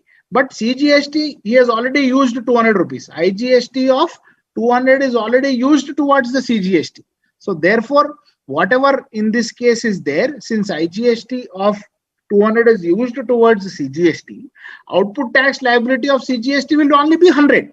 So since output tax liability of CGST is 100, whereas input of CGST is 200, CGST of 200 will be used, CGST of 100 will be used for output tax liability of 100, and 100 CGST balance will continue in the input in the electronic rate ledger. Why it will continue in the electronic rate ledger? Because it can be used only against IGST output liability, but IGST liability is anyways used. So that is why it will continue, 100 will continue to be in the electronic rate ledger. Now we come to SGST of 200. SGST of 200, again, if you see here, IGST is used for 100 SGST. So 100 output tax liability will be left out, whereas input tax credit of SGST is 200. Input tax credit of SGST 200 will be used towards the balance of 200. So SGST balance will be 200 after 100 paid by IGST. So this 200 will be getting adjusted against this 200. So therefore, this is the summary of utilization of input tax credit, right? So therefore, I hope this point is clear with regard to summary of utilization. Any questions?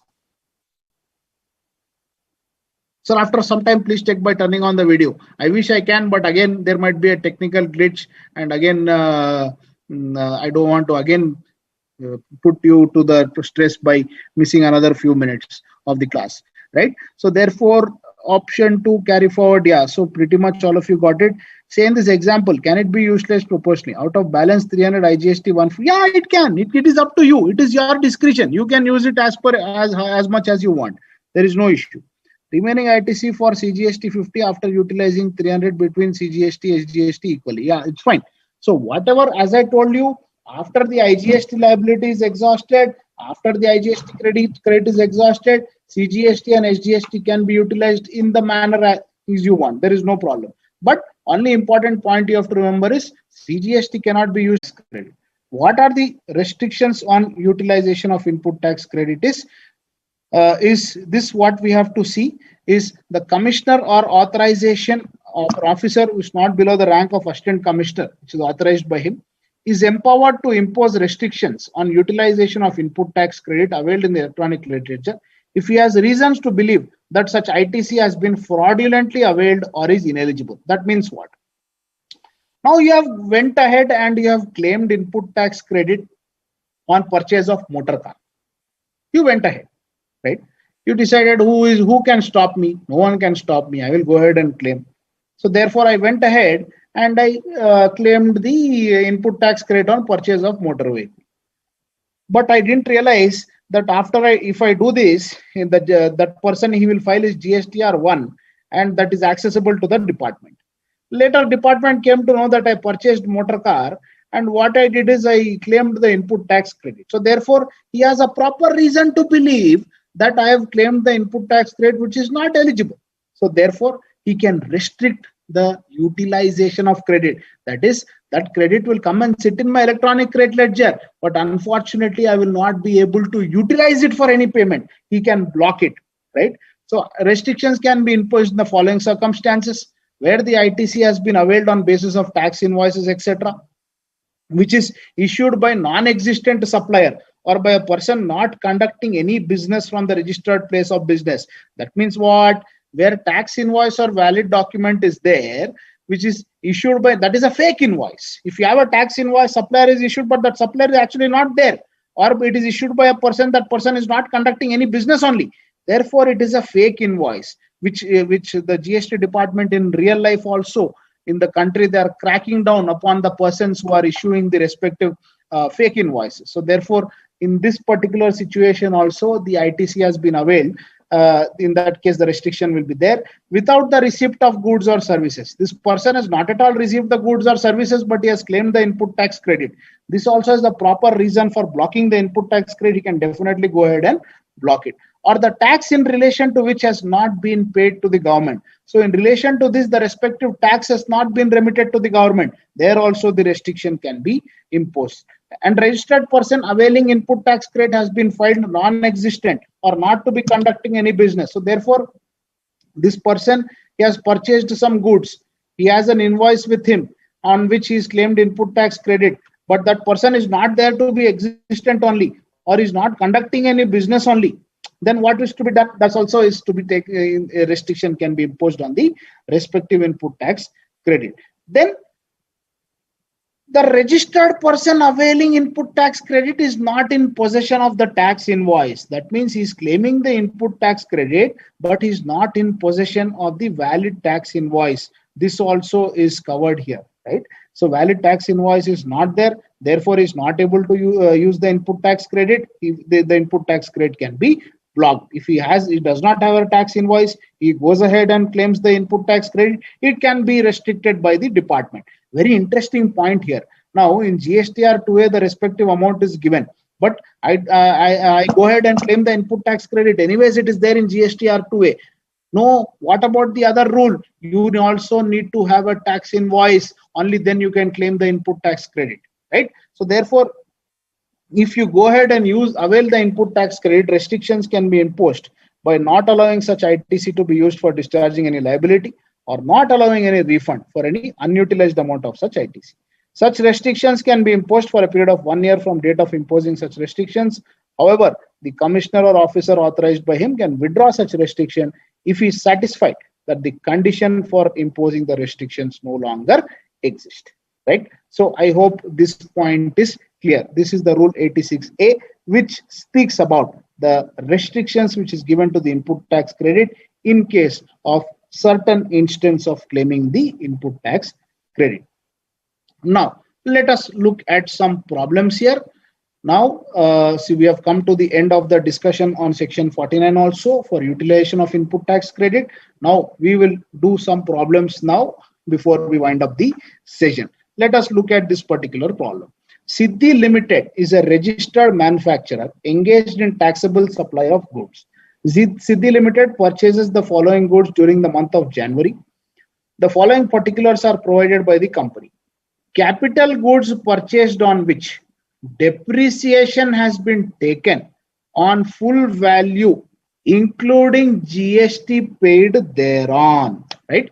Capital goods purchased on which depreciation has been taken on full value, including GST paid thereon. 15,000 is this amount. Goods purchased from Ravi Traders. Invoice of Ravi Traders is received in the month of January. but goods were received in the month of March. Now we are looking at the month of January. I am purchased goods from Ravi Traders. Invoice is received in the month of January, but goods were received in the month of March, 20,000. Car purchased for making further supply of such car.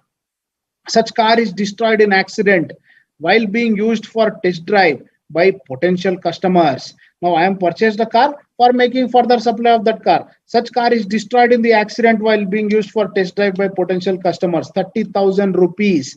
Then goods set up used for setting up telecommunication towers. 50,000. Truck purchased for delivery of finished products. 80,000. Determine the amount of ITC available for the month of January by giving necessary explanations for treatments as per CG. Now this is totally based on section 17. Please try to answer this question.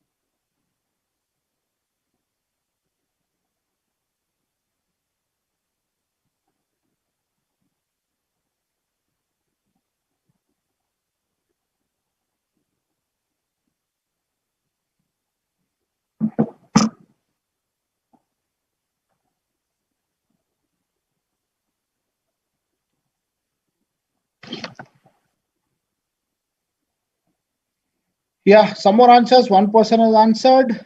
Now, let us look at the items one by one. What is exactly allowed and what is not allowed is we have to cover that particular discussion here. Now, what is the first thing? Capital goods purchased on which depreciation has been taken on full value, including GST paid thereon. So therefore, here what does it say? It is very clear. With respect to certain products, capital goods especially, it's the rule is you can either claim the depreciation or you can either claim the respective GST, but you cannot claim both. That is very, very clear. So therefore, in this particular situation, he is clearly mentioning that he is claiming the depreciation. So therefore, in case he is claiming the depreciation, it is very, very clear that the input tax credit will not be allowed. So I hope this point is clear. So therefore, in the first situation, you purchasing the capital goods on which depreciation has been taken on the full value, including GST. So So therefore, if input tax full value including GST, then it is not allowed. Next, goods purchased from Ravi traders, invoice is received in the month of January, but goods were received in month of March, 20,000 rupees. In this particular situation, he has not received the goods. One of the fundamental conditions for the purpose of claiming the input tax credit is that he has to receive the goods. So therefore, if he has received the invoice and he has not received the goods, you cannot claim the input tax credit. It is very, very clear. Now, next one.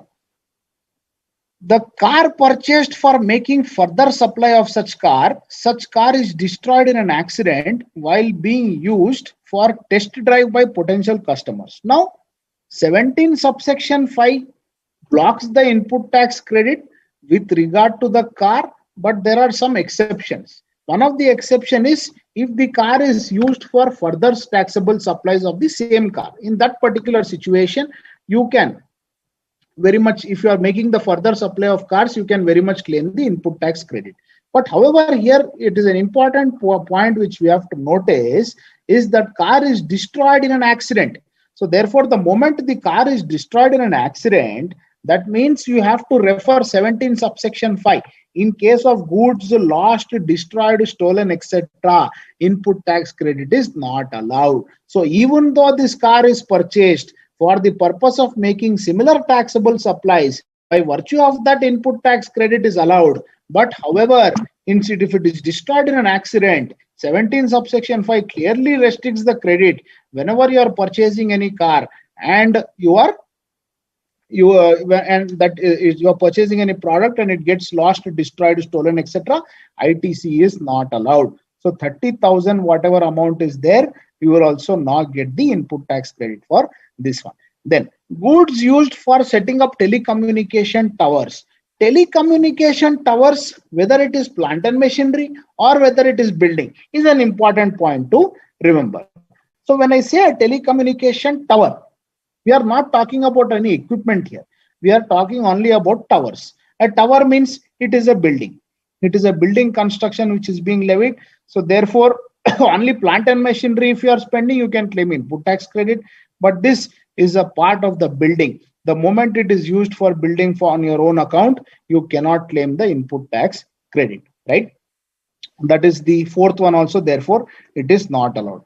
And the fifth one talks about here the trucks which is used for the delivery of finished products. So if the truck is purchased for delivery of finished products, 17 subsection 5, if the motor vehicle is purchased for the purpose of transport of goods, you can very much claim the input tax credit. So therefore, since this is allowed, so only one case, that is this 80,000 truck purchased only, can be allowed as a input tax credit, right? I hope this problem also is very, very clear. Now we go to the second problem, right? Any queries here in the second problem? If insurance claim is received for Ravi ji, have you attended my first session? In all the 3 hours, have you listened very carefully? In this case, if you have listened very carefully in my first session, you will not get this doubt. Insurance claim is received for car, then here what happens? Car insurance input tax credit is not allowable. Insurance claim is received. Oh, I'm sorry. I just understood your question. I'm sorry. I thought you were asking whether insurance payment is GST on insurance payment is allowed or not. I just saw your question.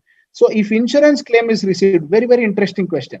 Now what happens? Now there is a car which is totally destroyed.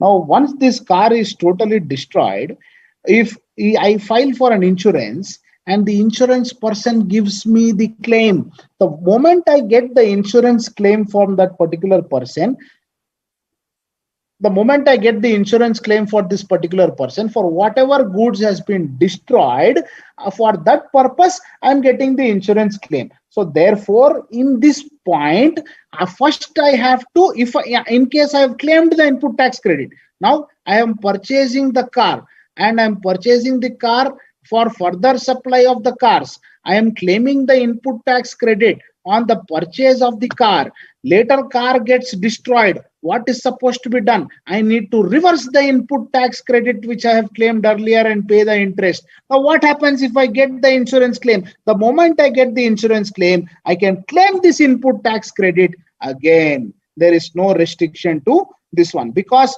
whatever has been destroyed, to that extent I've already got my insurance claim. But this insurance claim is what? Insurance claim is again an income. On this income, the respective GST also is to be calculated. Very wonderful question by Ravi. And therefore, insurance claim is received for the car. This is your income. Treat that as a sale of car.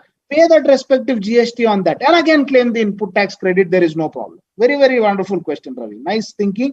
So it's a good question. Insurance claim is received for the car. What happens? Right? I hope its answer is clear.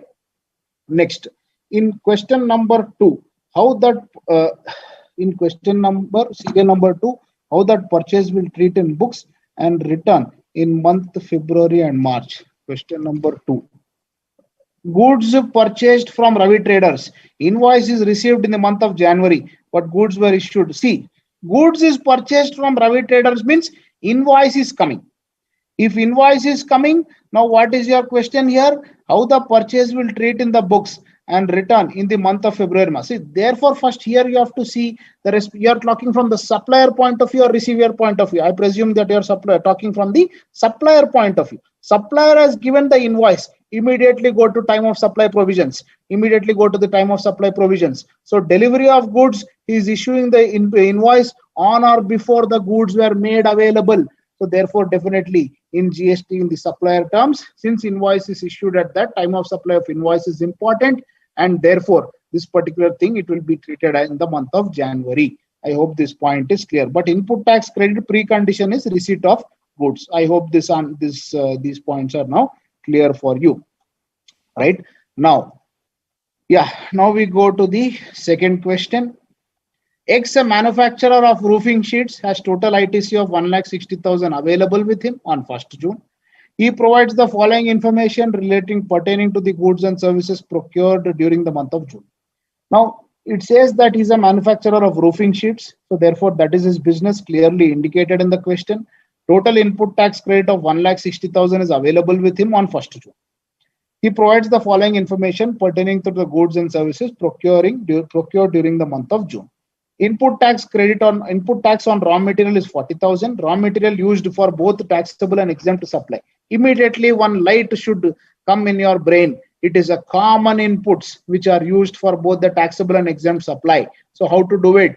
We refer to rule number 42 and accordingly first work out the common credit, take into the credit ledger, and later calculate the common credit which is attributable to the exempt supply. The next one, input on catering services procured from harvest caterers in connection with his housewarming ceremony, 10,000. This is the second one. Then third one, input on raw materials used in the manufacture of exempt supplies of 2 lakhs is 20,000. Input tax on cosmetic and plastic surgery of manager of the factory, 30,000.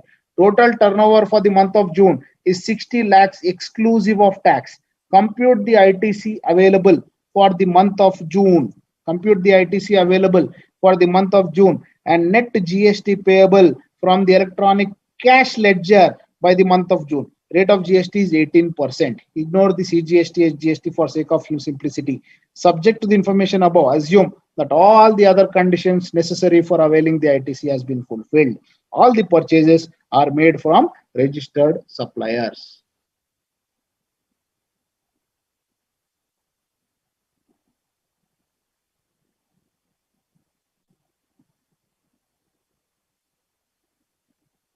Please try to answer this question.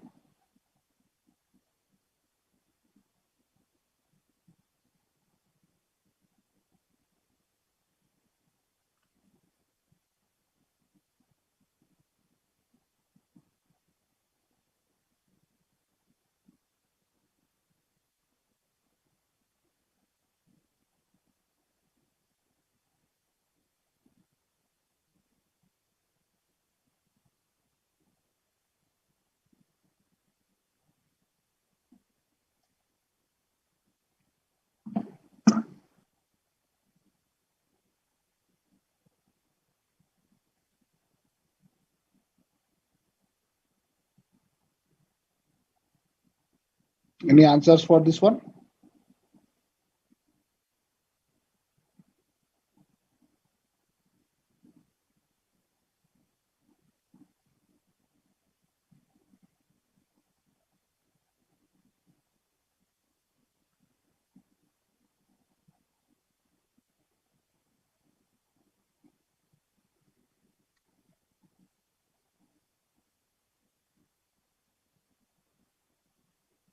Total turnover is telling 60 lakhs exclusive of tax. GST 18%. So therefore, output tax you have to calculate, then reduce the respective input tax, and after that, whatever balance tax is there, that is to be paid from the electronic cash ledger. This is what you have to work out.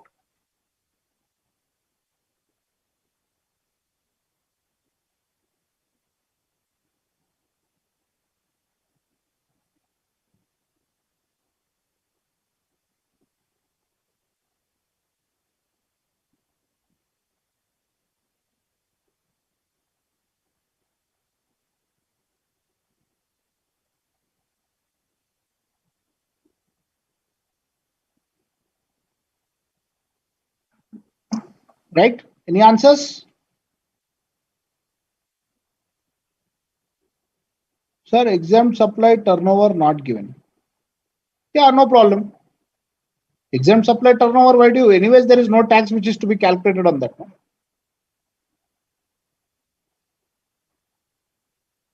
Oh, for the purpose of. Oh, okay, okay. I got your point. I got your point. Input tax credit in the manufacture of exempt supplies. Please read the question properly, Raman. It's a CA question. The information what you want will be hidden somewhere. It will not be visible to you.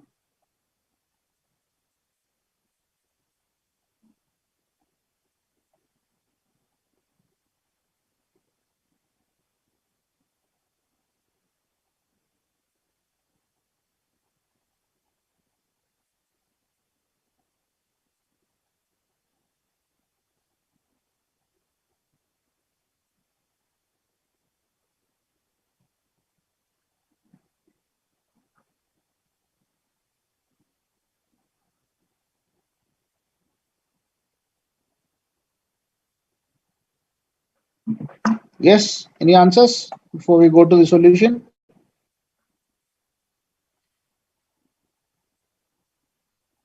If you're working out the problem, then good. Anyways, let us move further. Yeah. So here, what is the solution for this? Taxable turnover, whatever is there, is 60 lakhs. On this GST, 18% is to be charged. So 18% of 60 lakhs is 10 lakh 80,000 is the GST to be charged on this particular turnover. ITC available, we have to work out in the following manner. First of all, the problem has already given that 1,60,000 ITC is already there with him. So that 1,60,000 you have to take. Then first you have to take as the common credit. First you need to add it to the electronic credit ledger. So therefore 40,000 you have to add it. After 40,000 you add it, then you have to reduce the ITC on common credit. Let us go to the working mode.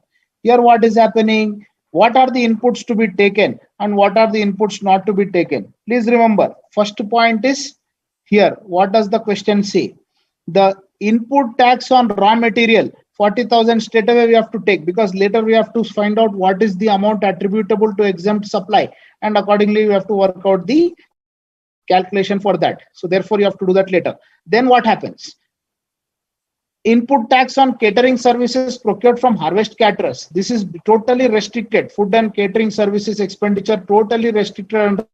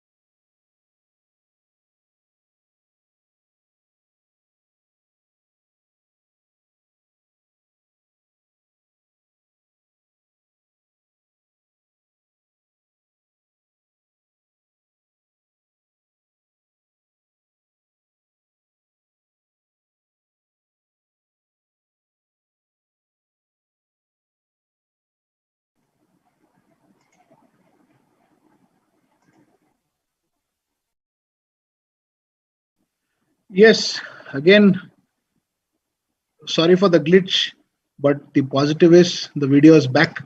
So let us hope till the end of our session now we won't face any further troubles. So therefore, here if you see the credit 40,000 again on cosmetic and plastic surgery also specifically restricted under 17 subsection 5. So therefore we cannot claim any of that. So total input tax credit to the electronic credit ledger in terms of rule 42 comes to 40,000. Once you arrive at the common credit, you will find out what is the credit which is attributable to the exempt supply and what is to be reversed. So common credit is 40,000, exempt turnover given in the problem is 2 lakhs, total and taxable supply is 60 lakhs. So 2 lakhs by 62 lakhs into 40,000. So 1290 is your credit which is supposed to be reversed. So 1,60,000 plus 40,000 minus 1290. 1,98,710 is the eligible input tax credit what you can claim. And what is the tax you are collected? It is tax which is collected comes to 10,80,000. After reducing the credit, it comes to 8,81,290. This is the solution to this problem. I hope all of you have followed this particular 8,81,290. Nice to see good amount of correct answers for this particular question. Now, moving forward.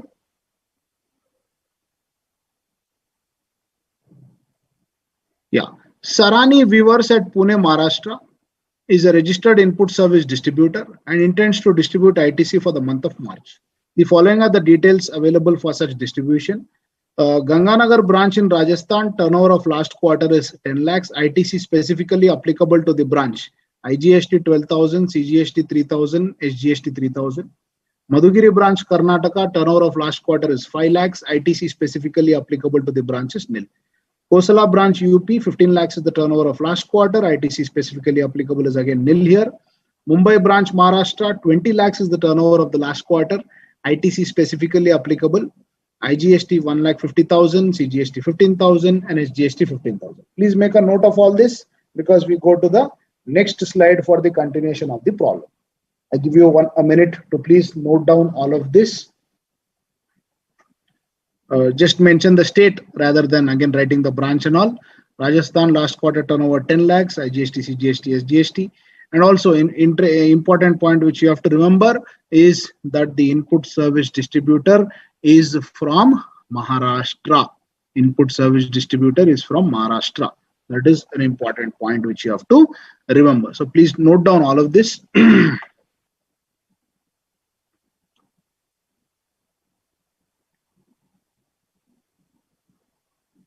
Specific inputs are clearly mentioned in the problem.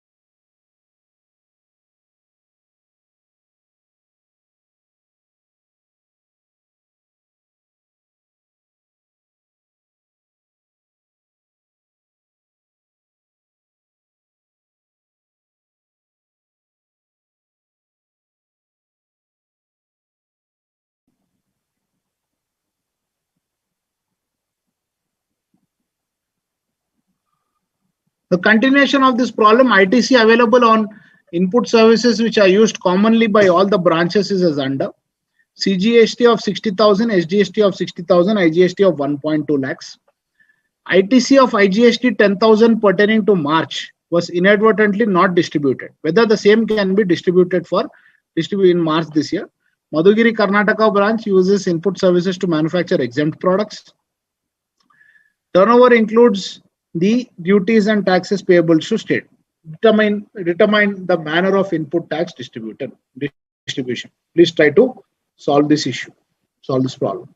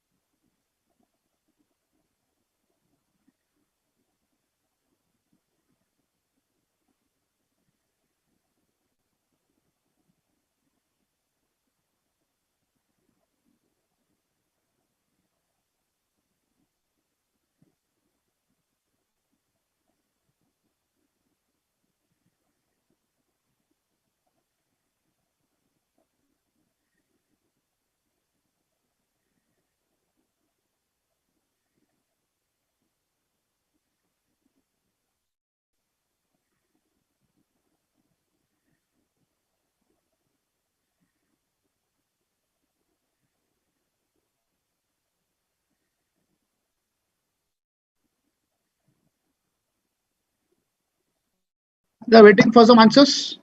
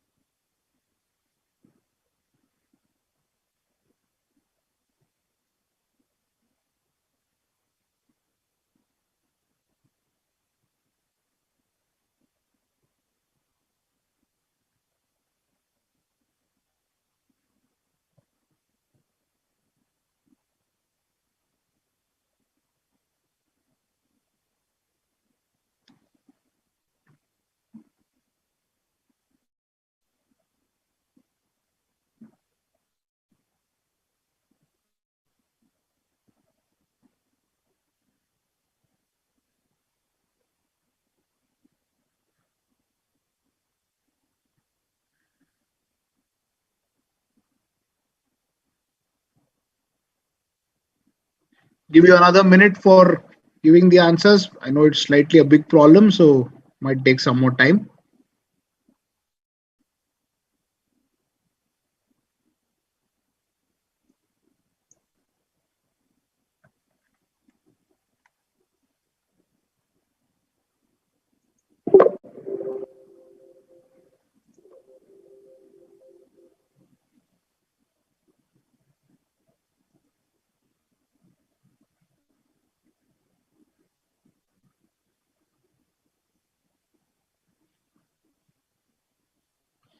One answer I've got.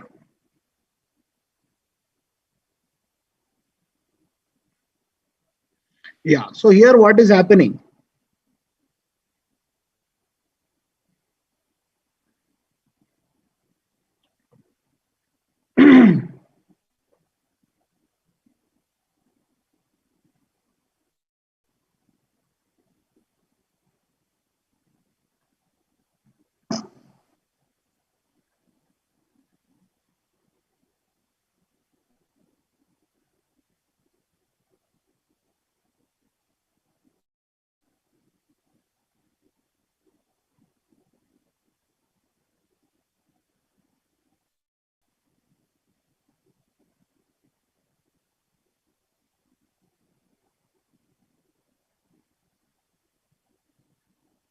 Got another answer.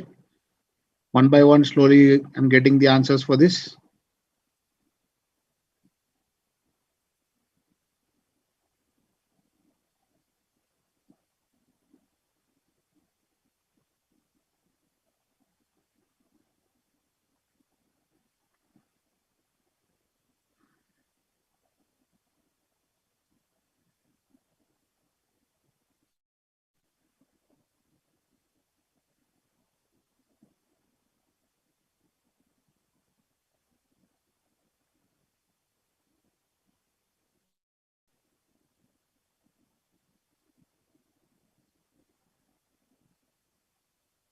Yeah. So here what is happening?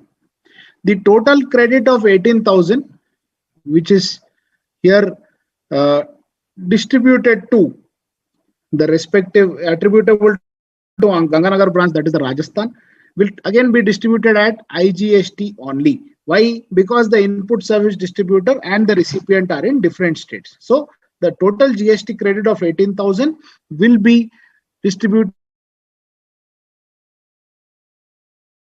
in case of the credit attributable to Mumbai branch, Maharashtra.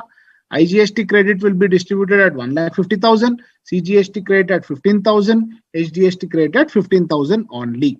Same ways in which the credits are there, the distribution shall happen because the ISD and the recipient are in the same state. Then, with regard to the credit of CGST 60,000, SGST 60,000, 1,20,000, it will be distributed on proportion of the turnover. So the total turnover is 50 lakhs, and here the Rajasthan will get 48,000, nothing but 2,40,000 into 10 lakhs by 50 lakhs.